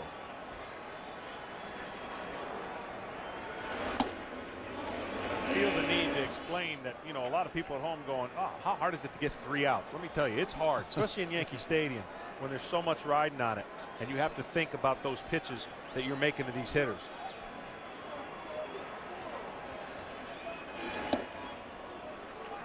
And in an elimination game, Game 5, a series that is all tied at 2 apiece. This series ends tonight. The winner advances a matchup with the Texas Rangers in the ALCS. And the loser is headed home and set their sights on next year.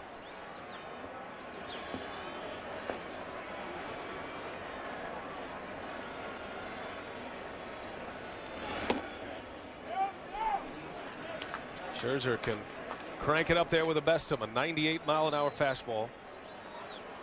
And he's able to let it go here in a relief appearance, knowing his outing will be a short one.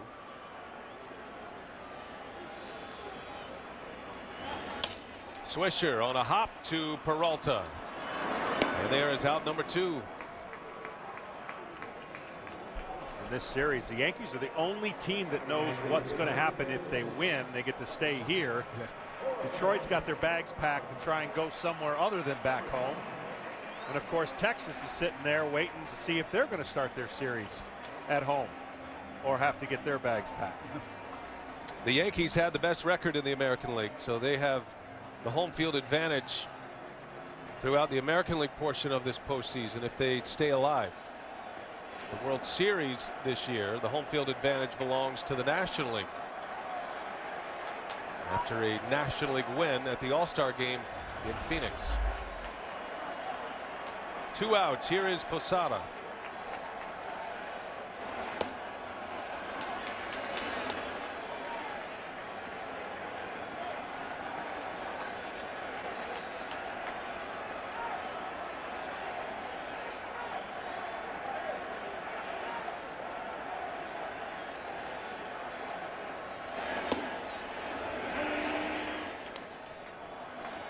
Posada, who's had a great series for the Yankees, but you see him up there with that tarnished helmet, no batting gloves. Just kind of wonder we'll see that again. And he sneaks one past Brandon Inge. Another hit for Posada, his second of the game. He has 6 hits in this series. And he keeps the Yankees alive in the 6th inning. Great hitting, especially off the Scherzer, who throws most of his pitches away, John, just going with that pitch.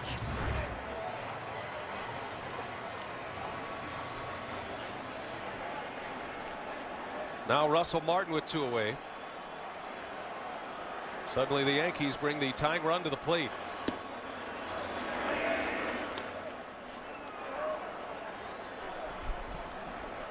During the regular season, Russell Martin hit 18 home runs. See his numbers lifetime against Max Scherzer, 3 for 16.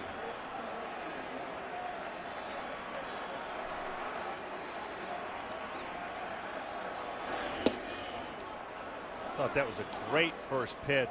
Gutsy changeup right there. Took it for a strike. Makes that 96-mile-an-hour fastball look like 100. Now he's trying to get the attention of Cabrera to kind of halfway on a late swing, possibly off a fastball. He can protect that side of the infield. Well, if there's any Achilles heel for the season that Max Scherzer had, 29 home runs allowed, 14 of them with a man on. That was second most in the American League.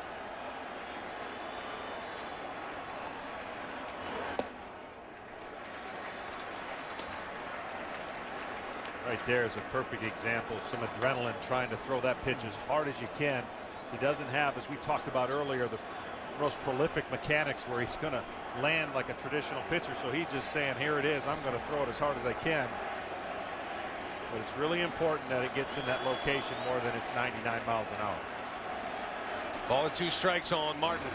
And a swing and a miss. A defensive hack by Russell Martin. Max Scherzer with a scoreless 6th.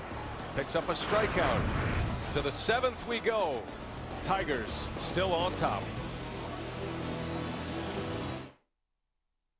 You got the Arizona Diamondbacks, the Milwaukee Brewers, 5 o'clock, St. Louis and Philadelphia, 8:30 Eastern, followed by Inside MLB presented by Captain Morgan. 3 Game 5s of the 4 possible in the division series this year. We're setting up for some great theater. 3-1 Tigers. They're trying to advance the ALCS. Do the Yankees have a comeback in them? Girardi seems to have bridged that gap now. He has surrendered 3 runs with his relievers, but he has finally gotten it to the late innings, and Soriano is on the mound. His second inning of work. Managed to get a double play from Santiago in the 6th inning.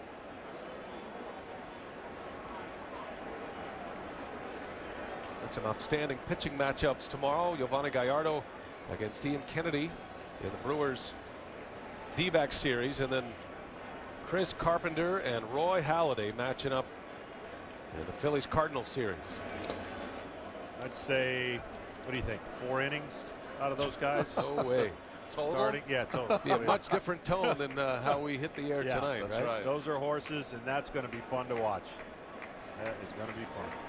Aces matching up for all 4 clubs. Ball and 2 strikes on Austin Jackson.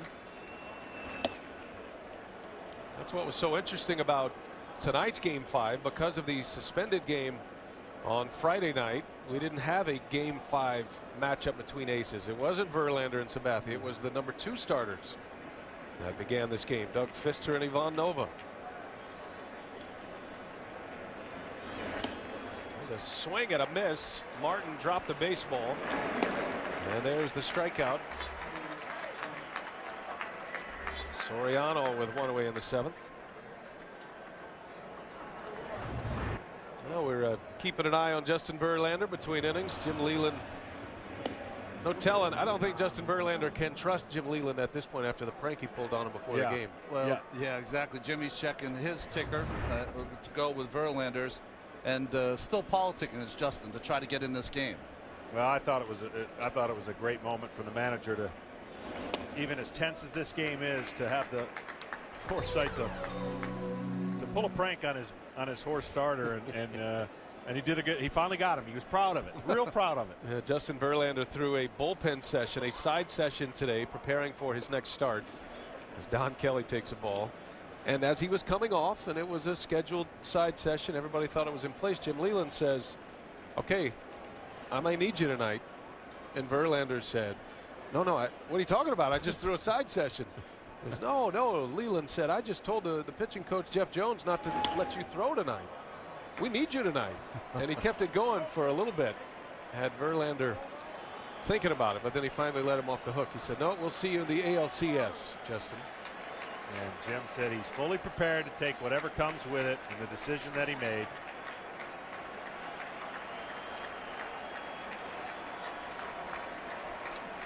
Don Kelly down on the count. And did he go?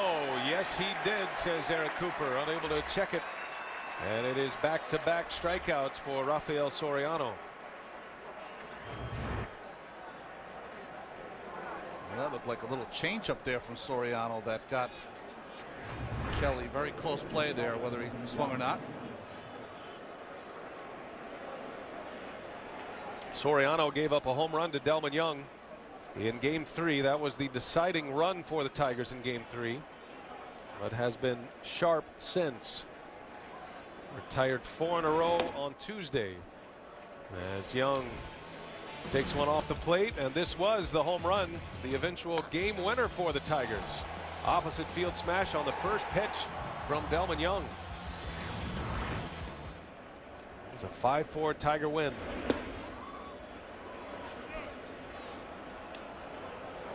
Well, the Yankee bullpen has been as good as advertised, keeping this game right where it needs to be for them to get a few runs to get back into it. But rare do you see series that the Yankees play in where Mariano, to this point, not a factor. Yeah.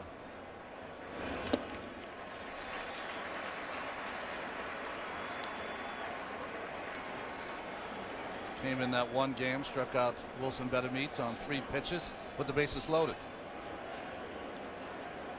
9-3 at this time, they score. Yep.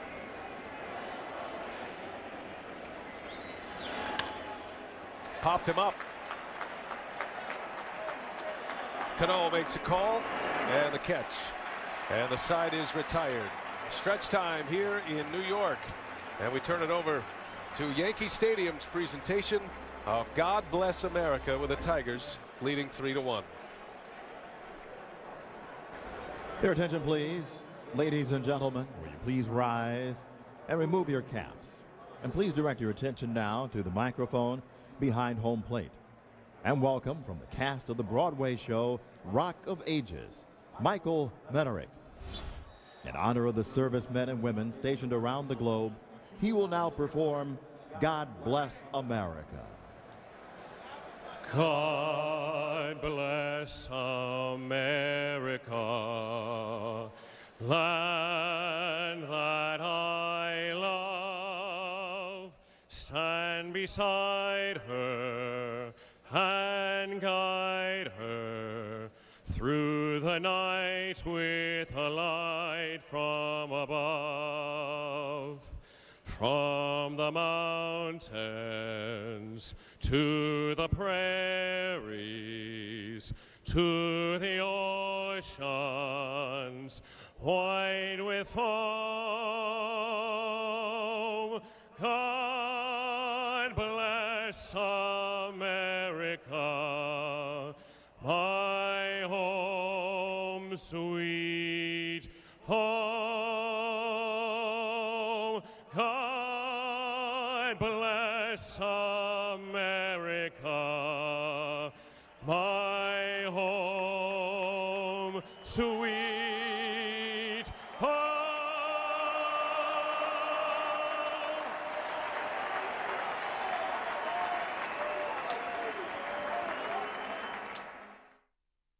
Home runs from Don Kelly and Delman Young. They added a run on an RBI single by Victor Martinez in the 5th. Right now, we're going to have a little bit of a delay because there is no left fielder. Ryan Rayburn is finally on his way out there, and let's check in with Tom Verducci. What happened to Delman Young? Well, Delman Young did take his position in the field, but immediately began jogging off the field, holding his left side. As you can see there, attended by Kevin Rand, the trainer. They took him inside immediately, and now obviously the need for the defensive replacement. So it's going to be Ryan Rayburn who will take over in left field. Well, the Tigers, they upgrade defensively, but that's a big bat out of this lineup now. Thank you, Tom. Well, what usually happens in baseball, you go into a new position and the ball will find you right away. Let's see if that holds true here. Max Scherzer back on the mound, trying to give Leland and the Tigers 6 outs to get them to their late relievers, Benoit and Valverde. Brett Gardner leads off for New York. Yankees down to their last 9 outs. Have Gardner, Jeter, and Granderson coming up here in the 7th. 1-0 count here, 2 runs down. Gardner's got to take a pitch here. Get on base any way he can.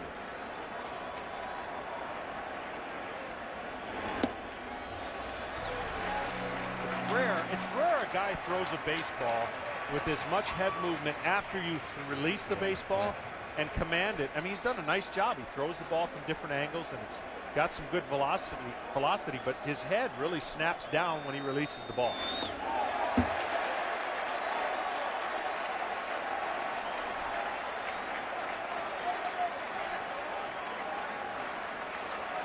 Safe to say you got to throw BP right here and try to get 3 pitches right down the middle. Right.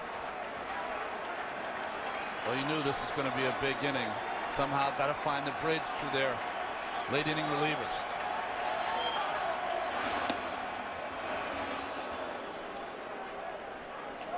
Joaquin Benoit, the Tigers setup man. He's a guy that Leland would use in multiple innings. Has already had a 2-inning outing in this series. Back on Sunday in game 2. And there is strike 2. Scherzer gets himself back in the count. 3 balls, 2 strikes on Brett Gardner. You can see the difference. I mean, 93, throwing it right down the middle. That's what you got to do. Don't do anything different on 3-2.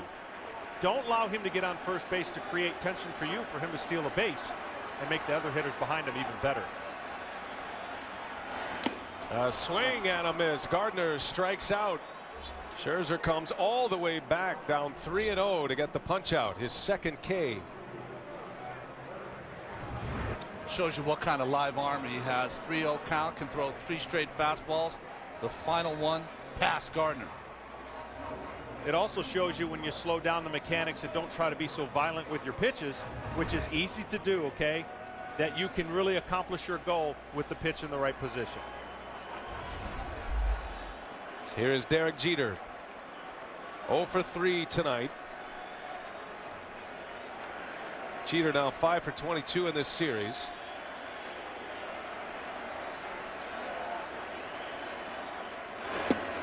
And a strike. Scherzer gets ahead of him.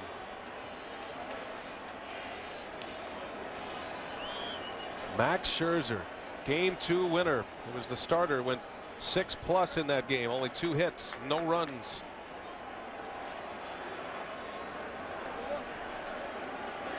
Won a game for the Tigers here at Yankee Stadium in Game 2. I'm going to tell you, not many pitchers in the game have the guts to throw an inside changeup to right-handed hitters. It was never even a thought a long time ago, and more pitchers are doing it. It looks like his fastball coming in. The hitter's trying to get the head out to try to pull the ball, and the ball doesn't get there.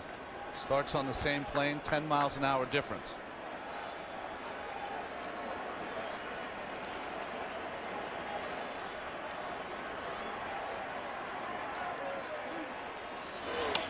Jeter down the right field line. Kelly had him played over there, and that'll slice into the seats. Count stays at no balls, 2 strikes. And Ron, the key to that type pitch, for people who don't understand how it's not recognizable, it's the arm angle and the release point has to be identical. Yeah. It's the grip that takes the miles per hour off the pitch. Everything else looks the same, so that's what the hitter is reacting off of.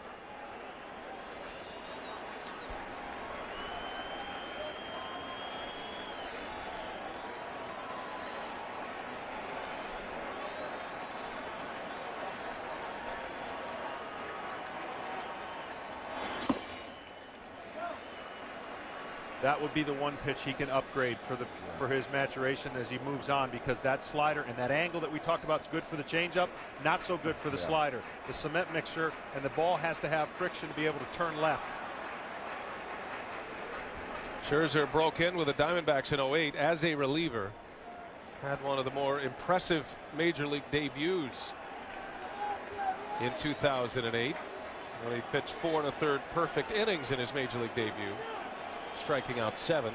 Hasn't pitched in relief since that season until now in Game 5 of this ALDS. He hasn't pitched out of the bullpen since August 31st of 2008.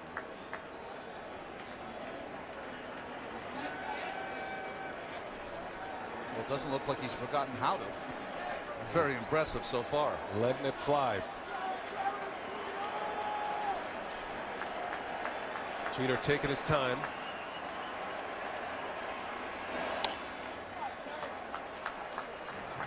Scherzer has had his fastball as high as 98 in this game. You know, when you're watching these games, there's certain players that you watch and you say, boy, he's a really good player. Alex Avila, the catcher, has done a nice job this series. He hasn't had the offensive series he would like, but he hasn't taken it behind the plate.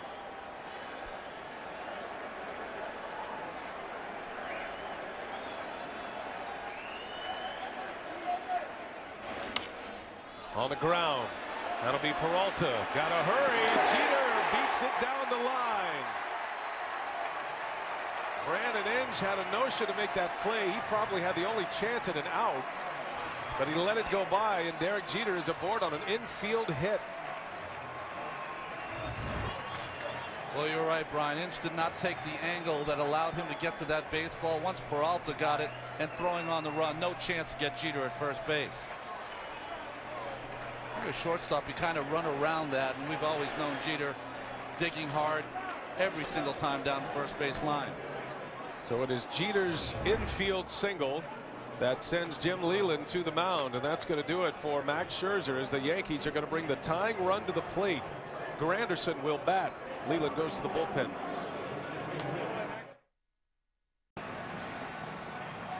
Home plate umpire Ted Barrett is out. Joaquin Benoit completed his warm-up tosses. Not sure what this meeting is about. Maybe, well, I guess it's about the Band-Aid on his face. And Ted Barrett might be asking him to remove that Band-Aid.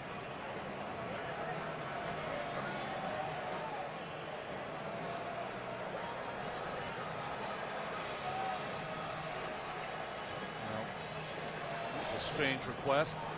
Certainly that had to come from the Yankee dugout. And so Benoit will oblige.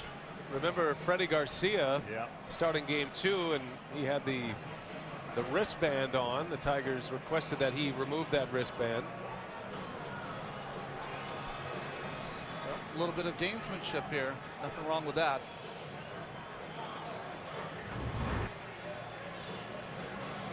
Joe Girardi between innings.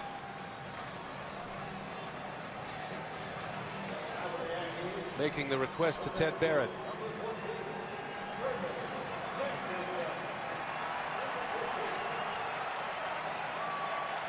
All right, so that sets the stage here. Yankees have the tying run coming up. Curtis Granderson, 41 home runs during the regular season. There's one out. Granderson on the ground, foul. Granderson homered against Joaquin Benoit in game 2.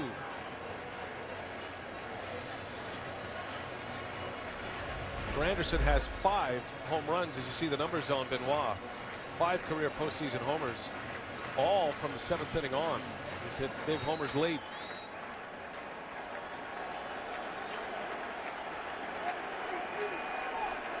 A swing tailor-made for Yankee Stadium.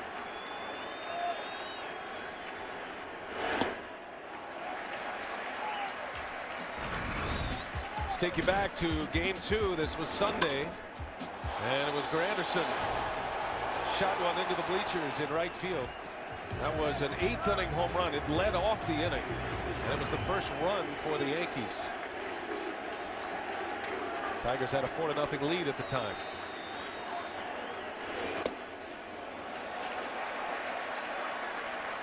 The home run came on a fastball away. Benoit was very careful with that pitch.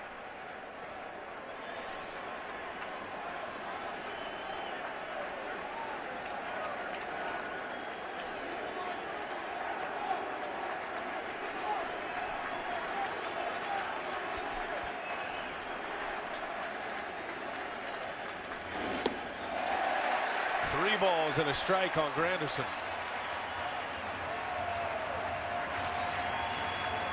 Jim Leland does not like to play matchup late in games. He has Benoit and Valverde finishing off games. Even though Koch is the lefty and 2 lefties coming up, it is Benoit who gets the call from Leland.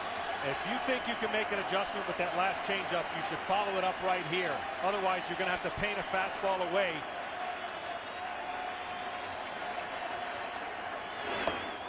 Swing and a miss from Granderson.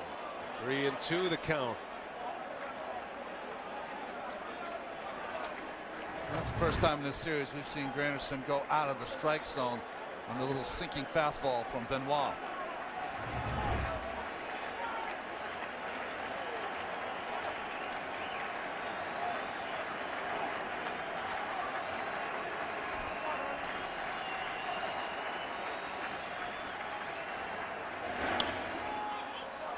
That'll head for the seats. Count stays at 3-2 on Granderson.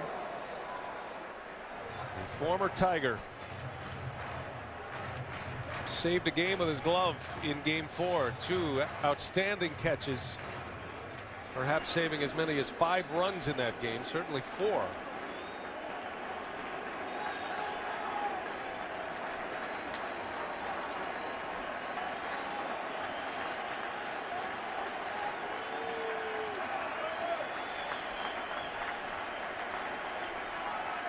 Cabrera holding Jeter on.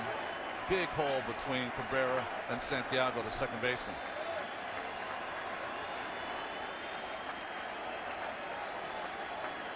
And the payoff pitch, Granderson into right field, a base hit. Jeter around second, will stop there. Granderson delivers with a hit, and the Yankees with 2 on, just 1 out. They have the tying runs aboard, and now the go-ahead run will come to the plate. And their best hitter, Robinson Cano. Well, he just went with a really good fastball. You could see him reach down. Didn't hit it great, but hit it down in the area for a base hit. Thought Jeter might go to third on that. Not taking any chances, knowing Cano's up. One swing puts you ahead.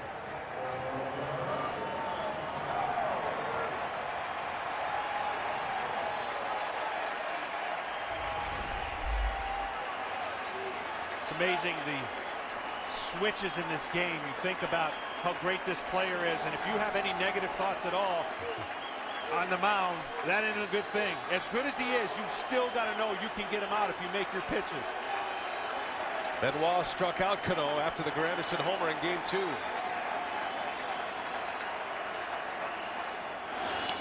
And a little tapper, Benoit missed it, and everybody's going to be safe. Joaquin Benoit just whiffed it. It had a lot of spin on it. Cano reaches on an infield hit. They are loaded for the Yankees in the 7th. Well, the Tigers, who have played errorless ball in this series, a play they don't make could come back to haunt them. That's a play that you've got to make with the pitcher. In fact, Peralta thought he easily had it and went to second base. Well, Peralta was playing up the middle, so he was the turn guy. Almost impossible for him to come get this ball. He's going to cover to turn, and when the ball gets by, no man's land. And now the guy that they've been pitching to all series. See if he can come up huge for New York. Alex Rodriguez. Bases loaded, 1 away. The biggest at-bat of the series right here and now. At some point, if you're Alex, you got to look middle of the plate in against these Detroit pitchers.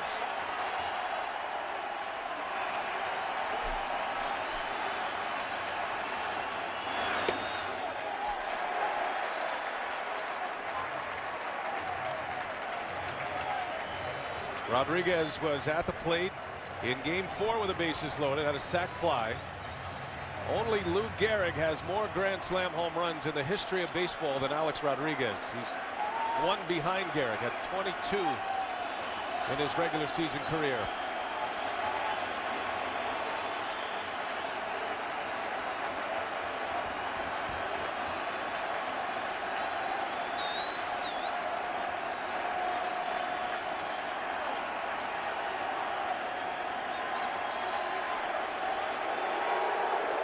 Benoit wants Avila to come out to discuss it. There wasn't a lot of indecision between Avila and the pitchers early in this game. Some indecision now with Benoit.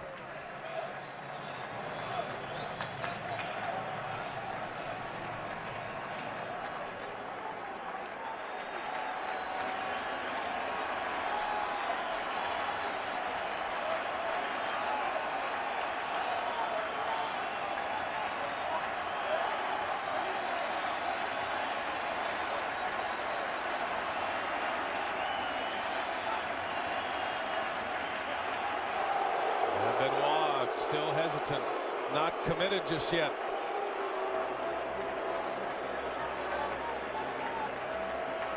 And Avila on his way back out. Wow. I tell you, it's too important not to be really sure. And if you need the advice one more time, or you need to set your mind straight, these are the things you cannot have a negative thought. No what ifs. I think they decided on a pitch, and once Benoit got in the stretch, he changed his mind. Or maybe he forgot, which is what happened with Sean Markham a couple of days ago in the Diamondbacks Brewers game.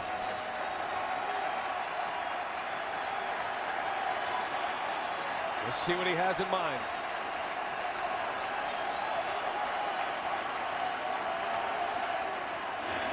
Swing and a miss. Rodriguez way out in front. What a great pitch right there. A changeup. Almost looked like a slider, but it's a changeup. Look at the rotation. Earlier in the at-bat, you saw A-Rod kind of tapping his leg, which sometimes means, all right, stay back. Don't get out in front. Don't try to attack. Good pitch selection behind in the count.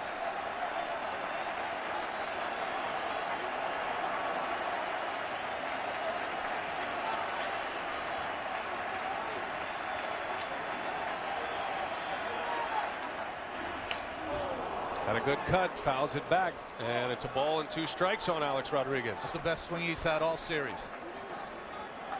Benoit got away with one there. Supposed to be in right down the middle. That's what happens though when you make a hitter inconscious. You can get away with a mistake if you're in there enough. If you don't get it in there, that mistake's going to be hit a long ways over the course of a game.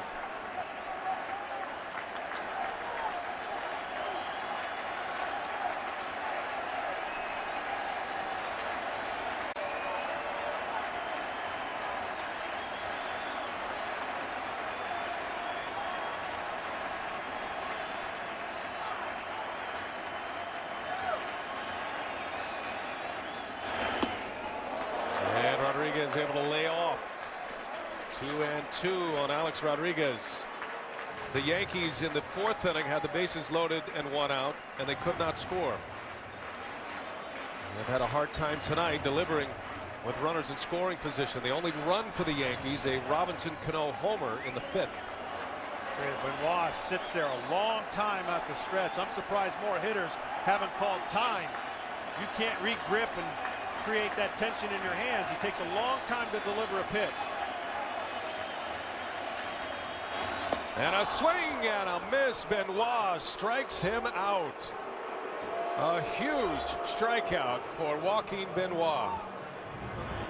Well, this is pressure pitching right here at its best. Fastball in conscience. It allows him to go back to the changeup thinking it's a fastball. That's the one pitch he got away with, but because you can pound it in, he did get away with that mistake. And just an awesome changeup. Good arm action, and the location of the changeups that the Yankees have swung and missed have been perfect. First strikeout for Benoit. 2 outs in the inning. Bases still loaded for Teixeira. Teixeira's double earlier in the game off Pfister was off a changeup. You can see his numbers though against Benoit. 0 for 7 with a walk. Scherzer started this inning, had a strikeout, gave up an infield hit to Jeter, who is now at third base. Tying run at second.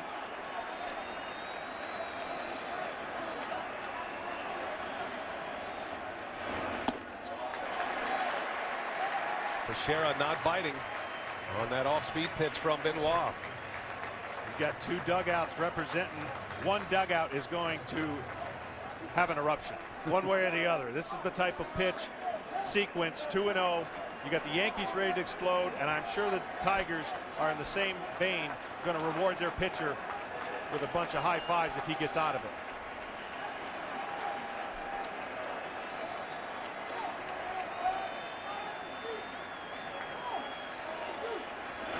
And it's 3-0 on Teixeira.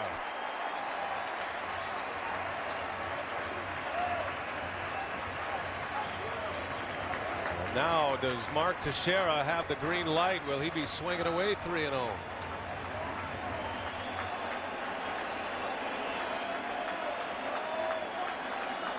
This is definitely not one of those lay 3 in a row No. in the strike zone situations.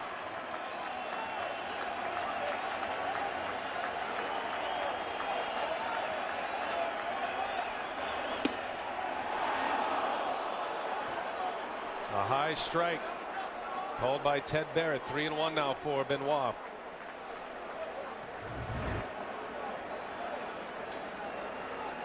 Boy, right at the top of that strike zone. Will he get 2 fastballs in a row?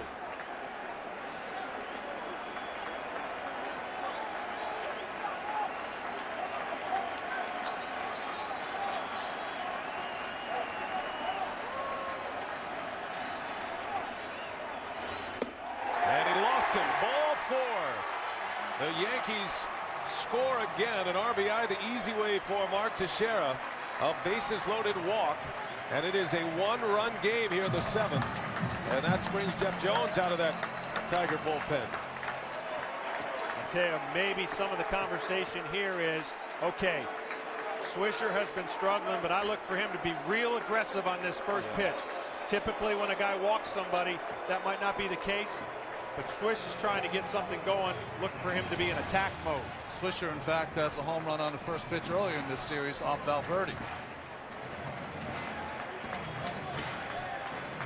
Jeff Jones with multiple trips out to his pitchers this evening. Obviously, getting a strike with the bases loaded is always an advantage, but you don't want to sacrifice getting a strike to have a bigger deficit. So your first pitch has got to be down, and whatever you think you can get a swing and miss at. 3 hits, 11 at-bats against Benoit. All 3 hits, home runs against the big right-hander Joaquin Benoit. Tying run now at third base. Go-ahead run is at second. A base hit could possibly give the Yankees the lead here in the bottom of the 7th.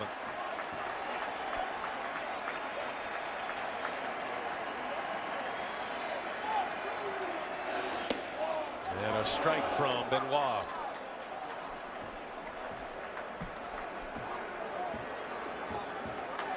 Benoit has come in. He's given up 2 hits and a walk.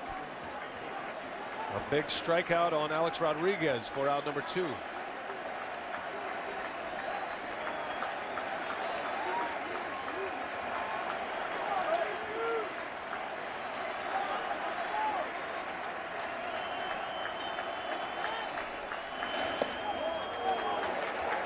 Those 3 home runs by Nick Swisher on Benoit have come in his last 6 at-bats, so he has some great memories facing this pitcher down the stretch.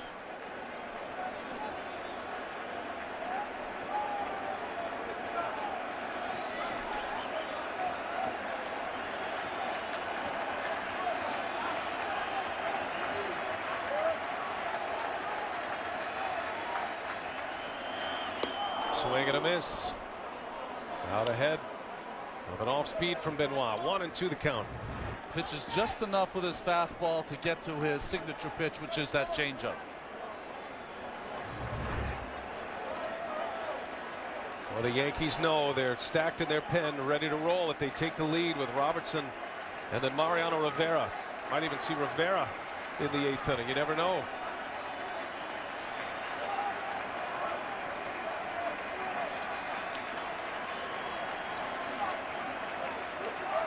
Ball and 2 strikes on Swisher.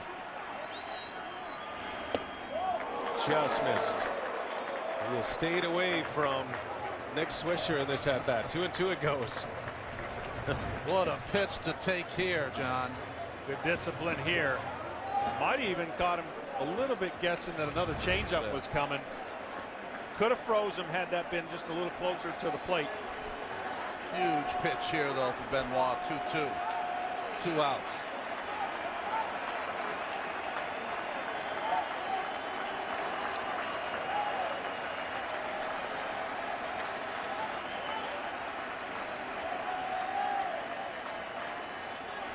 And a swing and a miss. Benoit strikes out Nick Swisher.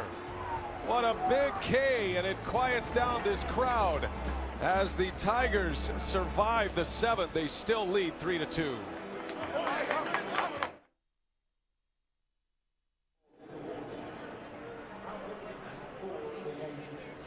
What a setting tonight for a Game 5, a deciding Game 5. The winner moves on to face the Rangers in the American League Championship Series. The loser is headed home, and it is the Tigers that remain in the lead 3-2 as we head to the 8th inning.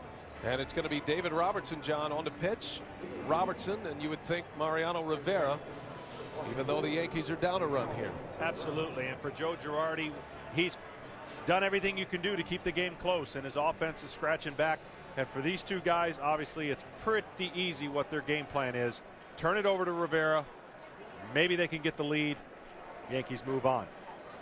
Well, what a sequence there. Joaquin Benoit retiring Nick Swisher. He struck him out.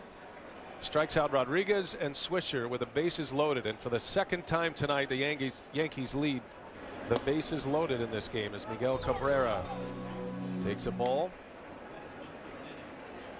Joaquin Benoit walked in a run to make it a 1-run game. Gave up 2 hits, but 2 key strikeouts to end the 7th inning. The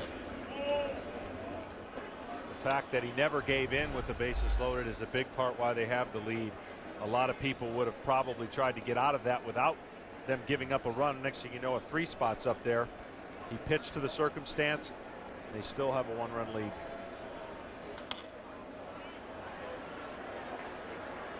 Well, dangerous here. Robertson with that cutter, pitching everything away to Cabrera. We saw earlier in this series, Cabrera, tremendous power to right field. The last time the Yankees stranded the bases loaded, that was the bottom of the 4th. The Tigers came right back and scored a run.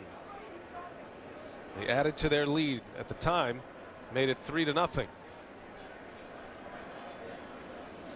And Cabrera cut it a miss, might have got a piece of it. 2-2 on Miguel Cabrera, who is hitless tonight. Was intentionally walked his last time up. I know the radar gun does not read 96, 98 for this guy, although it could, but when he releases the baseball, he's almost a few feet closer the way he throws the baseball. And a strikeout on Cabrera. David Robertson with 1 away in the 8th as we send it down to Tom Verducci. Quick update on Delman Young. He tweaked a left oblique muscle during his at bat in the top of the 7th inning, and as he took his position defensively, just decided he could not continue with it and received treatment on it inside. Back to you. Well, that was a pop-up to Cano to end that inning. Probably went out there, took a couple of tosses, and couldn't go. And that is a bad injury that does not bode well for the next round if the Tigers advance, depending on the severity of it. That's an injury that has knocked players out for a couple of weeks or even a month at a time. So we'll see if Young is going to be able to bounce back if in fact the Tigers advance. And it really comes into play if the Tigers do give up the lead in this game, and then they need that bat coming around in the 9th inning.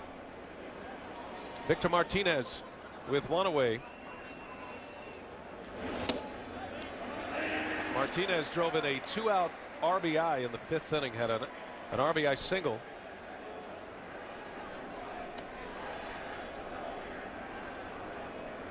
One for 3 tonight. Difference in the game right now.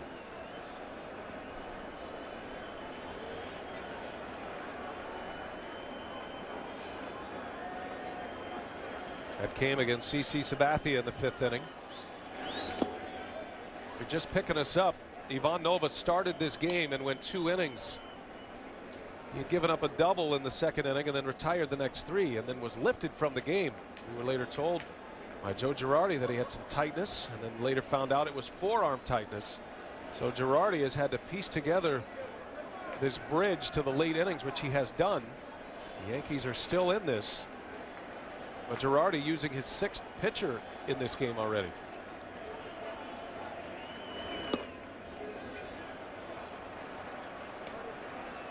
So far, the Yankees bullpen has given up just 1 run. That was Sabathia giving up that run on the Martinez single in the 5th.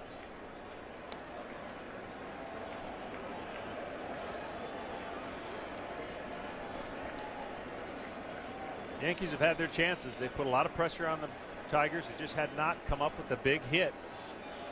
Bases loaded a couple times. Credit the Tigers pitching. Popped him up. Foul territory. Russell Martin squeezes it for out number 2.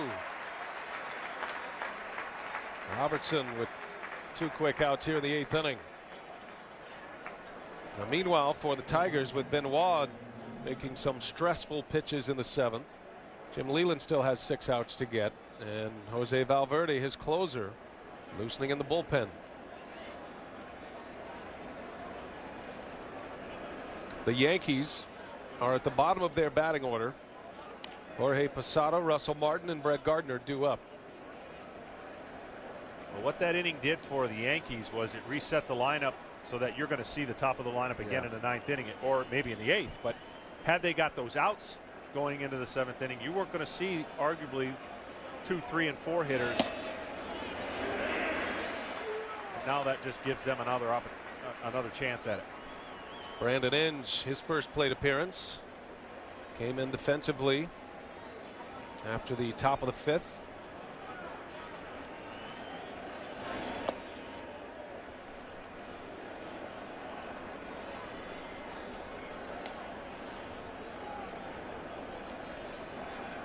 And there is Mariano Rivera.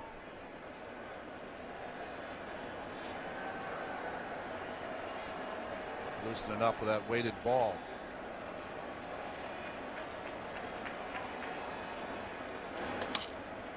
Bouncing ball to Derek Jeter. And the side is retired as David Robertson goes 1, 2, 3 through the Tigers batting order. Bottom of the eighth coming up. Bottom of the order for the Yankees. 3-2 Tigers.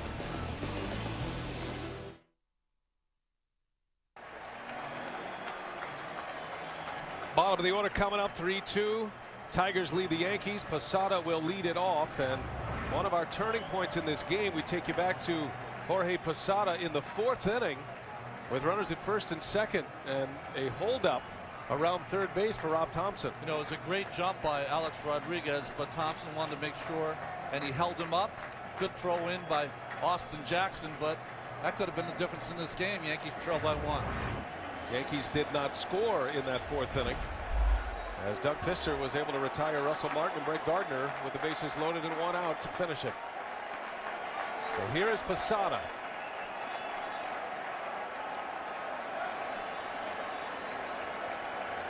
Posada and what could be his final at bat as a Yankee. He's 2 for 3 tonight.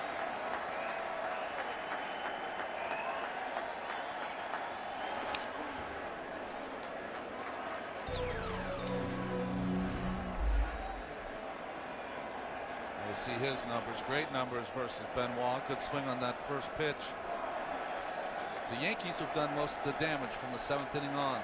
Detroit scored 4 runs, the Yankees 13. If Posada's lucky enough to get on via hit or walk, I'm pretty sure there'll be a pinch runner. Trying to create something on the bases. Yankees are a swing away from tying this game up. And it is 0-2 on Jorge Posada.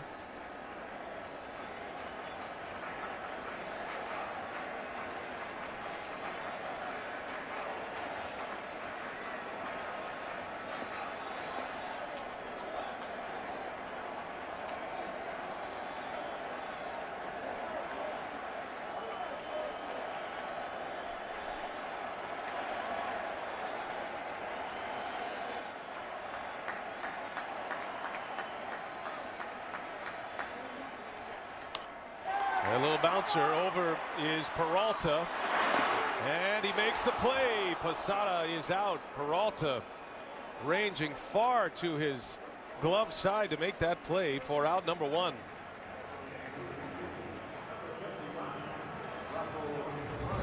Well, the only way he could make that play was shaded up the middle on Posada. On the other side of that bag, throwing on the run and just nips Posada at first base. Look how far he is over. Santiago, the second baseman, if he makes the play, has no chance. Only Peralta. He has been very steady in this series, Peralta. 1 gone. And here is Russell Martin.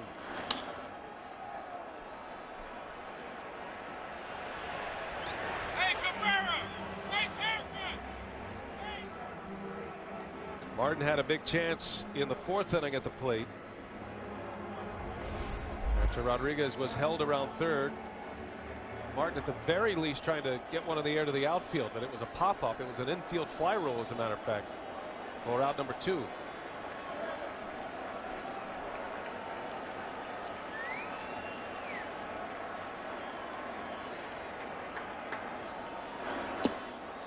And it's 0-2 on Russell Martin.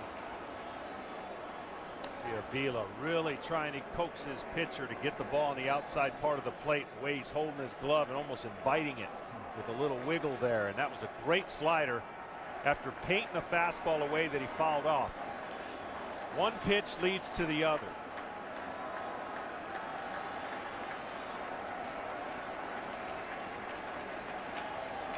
all these Detroit Tiger pitchers now have to be very careful of thinking about middle of the plate in. They want to stay on the outside part of the strike zone. They go on with a changeup.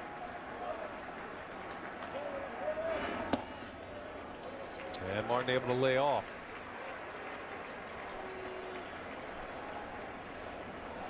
Benoit gave up 2 hits and a walk in the 7th inning. A bases loaded walk to bring in the second Yankees run. Both of the outs were strikeouts, however.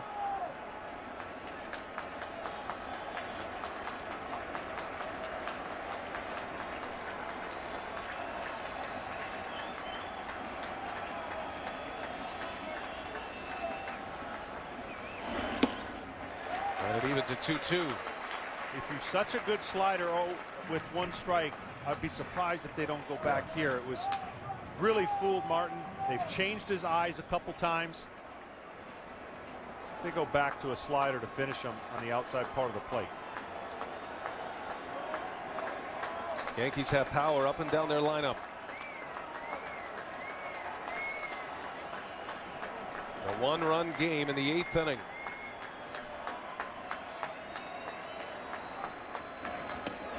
And it's ball 3, so Benoit ahead early. 0-2. Now the count is full.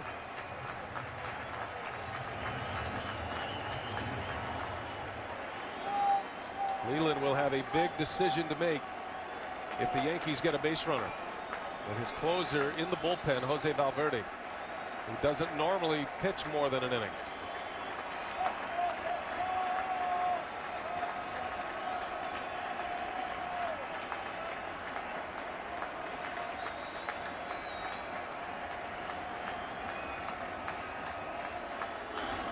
And he got him. Joaquin Benoit strikes out Russell Martin, a bender on a 3-2 pitch. 2 gone in the inning. And that's just a lot of stress to be putting on a 3-2 pitch. You could have had that 2-2, but you look at this pitch, Ron. 3-2, last thing he's expecting, right over the middle of the plate.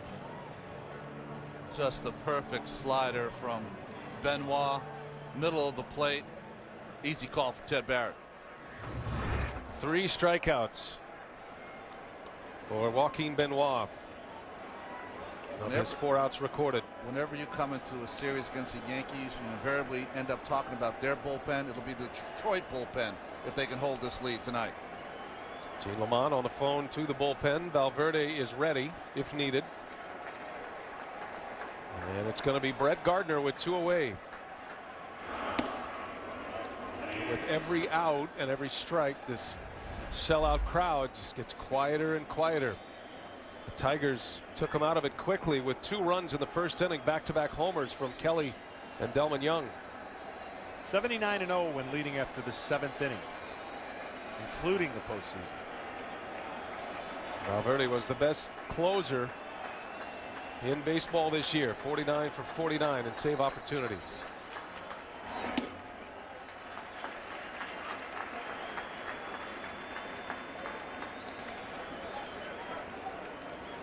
The Tigers came in here this series with a game plan. You've got to push the hitters back. You've got to make them move a little bit, not get traditional. And one thing their staff has done a good job staying consistent with a game plan. You don't always make the perfect pitch, but you put them on notice. This is how we're going to try to get you out.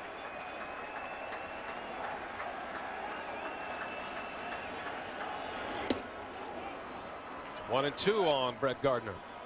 Tied him up with a 95-mile-an-hour fastball that time. Jim Leyland, when talking about Benoit, said when he first came over, he signed that big contract. He was trying to live up to it early in the season and struggled. But by the end of the season, he was back to the great year he had last year with the Tampa Bay Rays.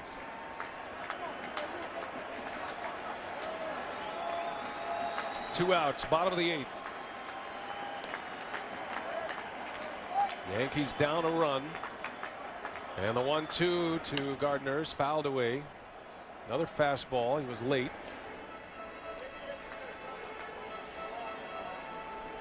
Doug Fister started, went 5, gave up 1 run. He is in line for the victory. Max Scherzer, an inning and a third. A starting pitcher used out of the bullpen by Leland. Scherzer gave up a run in an inning and a third. And now it's Benoit trying to get the ball to Jose Valverde.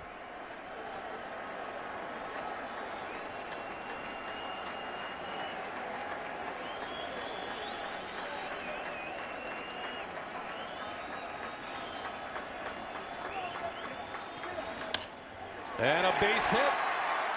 Gardner slaps one the other way. His second hit of the ball game.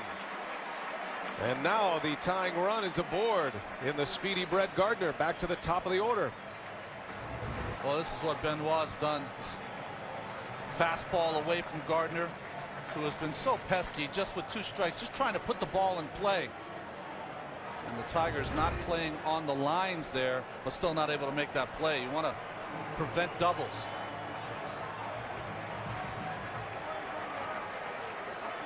See Inge now on the line against Jeter. How aggressive will Joe Girardi be with the running game here in Brett Gardner?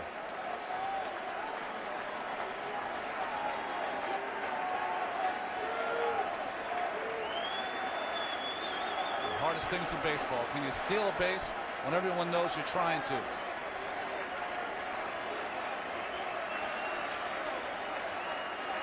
Gardner takes off, and Jeter lifts one in the air to right. Back is Don Kelly. In front of the wall, he makes the catch for the out. Inning over. Derek Jeter almost put the Yankees on top. Instead, it is Benoit who gives the Tigers 5 huge outs.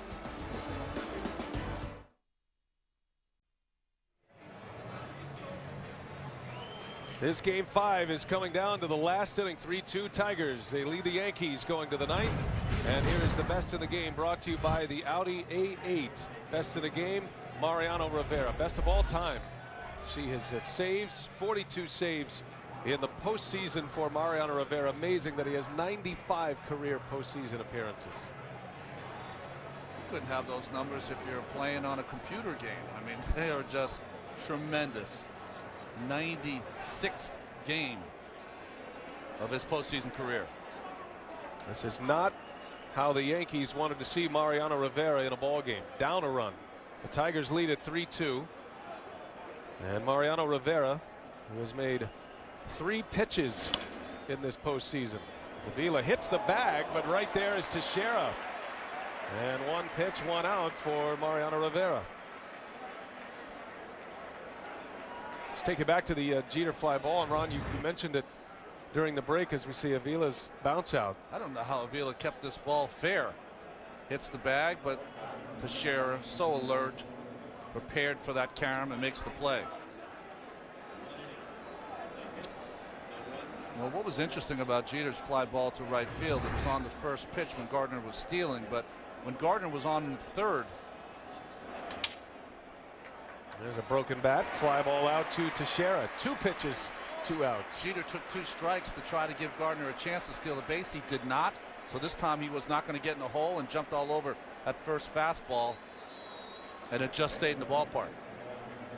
Don Kelly was about a step from the wall. That short porch in right center. Jeter narrowly missing a go-ahead home run. And a go-ahead home run in the bottom of the 8th inning for the Yankees usually means a win, with Rivera coming out to save it. That's how close it was for the Tigers. Granderson, Cano, Rodriguez coming up for the Yankees. And it'll be Jose Valverde on the mound for Detroit. Santiago takes a strike from Mariano Rivera. Rivera has not thrown a ball in this ALDS. I don't know about you guys, but he looks a little tired to me. Slump. Yeah, mechanics. Just ho hum. We finished the game off with a strikeout in game 1 on Saturday.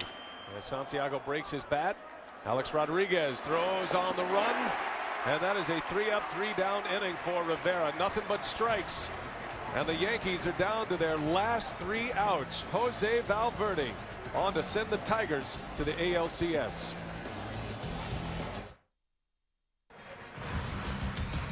A decisive game 5. It was the Tigers who started with a boom here tonight. Back-to-back solo homers, Don Kelly and Delman Young in the first inning. And Ron, the Tigers just kept tacking on runs. Well, Victor Martinez with an RBI single in the 5th. Ivan Nova left the game because of forearm stiffness, did not have a good slider. Martinez with a big add-on run there. Yankees made their comeback, starting with Robinson Cano, his 2nd home run of the series. and then a bases loaded walk to Mark Teixeira to force in the second run. Still 1 run short for the Yankees. And then Benoit with a huge strikeout and a breath holding fly ball to right field by the Tigers as they watch that go into the glove at the wall. So here is Jose Valverde trying to pick up the save and send the Tigers to the American League Championship Series. Curtis Granderson leads off and is swinging away on the first pitch. Valverde was perfect during the regular season. 49 for 49 in save opportunities. Named the best reliever in the American League this year. If you're making a strong case for pitchers winning MVP awards, you could make a case for Jose Valverde. He was flawless this season. Granderson, Cano, and Alex Rodriguez. The Yankees down a run. On his first 2 outings, less than sharp. He had some weather to deal with in the first game where it wasn't a safe situation. The Yankees brought the tying and winning runs up to the plate. And then in Detroit did what he had to do, battle, didn't have good command. He's had time off. Let's see if he's a little bit closer to where he wants to throw his pitches. Last pitched on Monday as Granderson lets it one down. 2 balls and a strike on Curtis Granderson. Valverde, remember, he's the one that said that this series will not come back to New York, and now in charge of the most important outs in this series.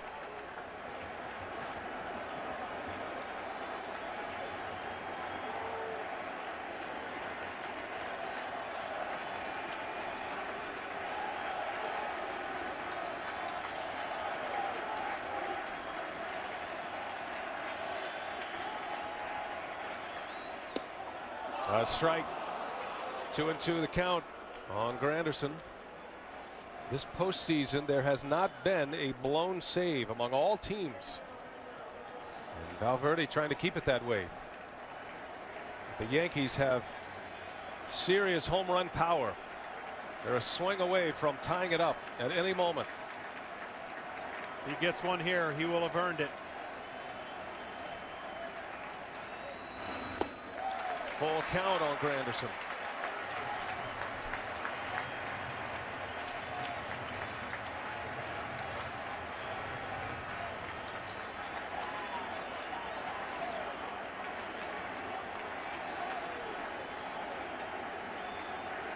Well, it would be a gutsy pitch if he goes to a split finger right here, 3-2. He's going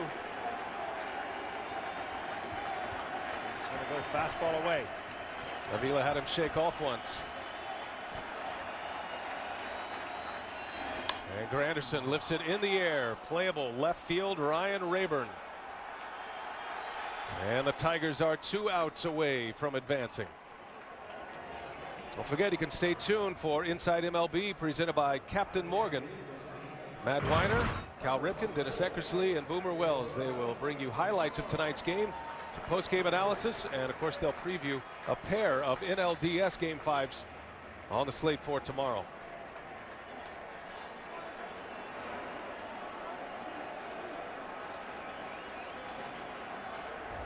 Robinson Cano with 1 away.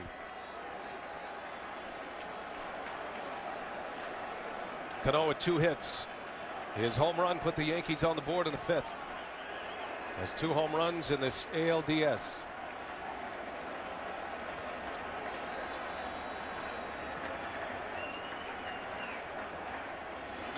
And Cano breaks his bat center field, and Jackson is there. 2 gone. First pitch swinging Robinson Cano, and the Yankees are down to their final out of the season.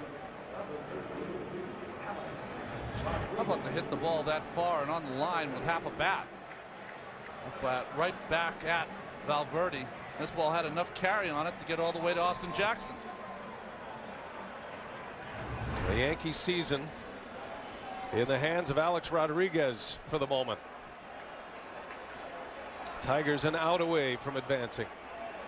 The ALCS would begin Saturday.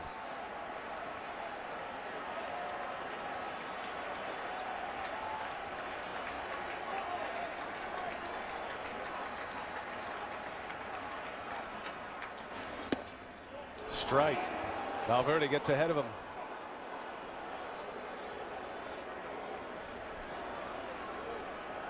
Rodriguez was at the plate, but the bases loaded in the 7th. He struck out. 0 for 3 tonight.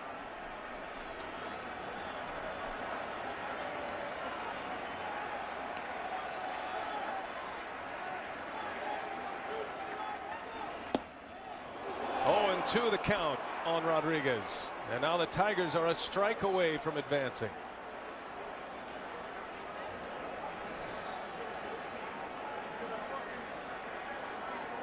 The Yankees had the best record in the American League.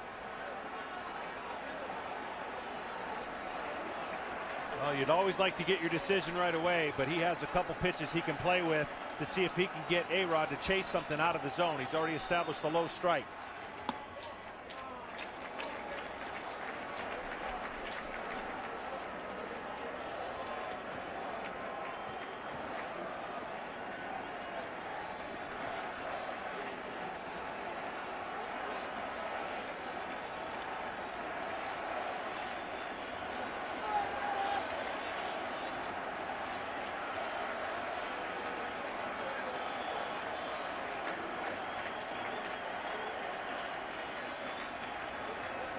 Ball at 2 strikes. Valverde deals, and a swing and a miss. Valverde strikes out Alex Rodriguez, and the Detroit Tigers are headed to the American League Championship Series. They win on the road again. The Tigers are moving on. A 3-2 thriller at Yankee Stadium tonight.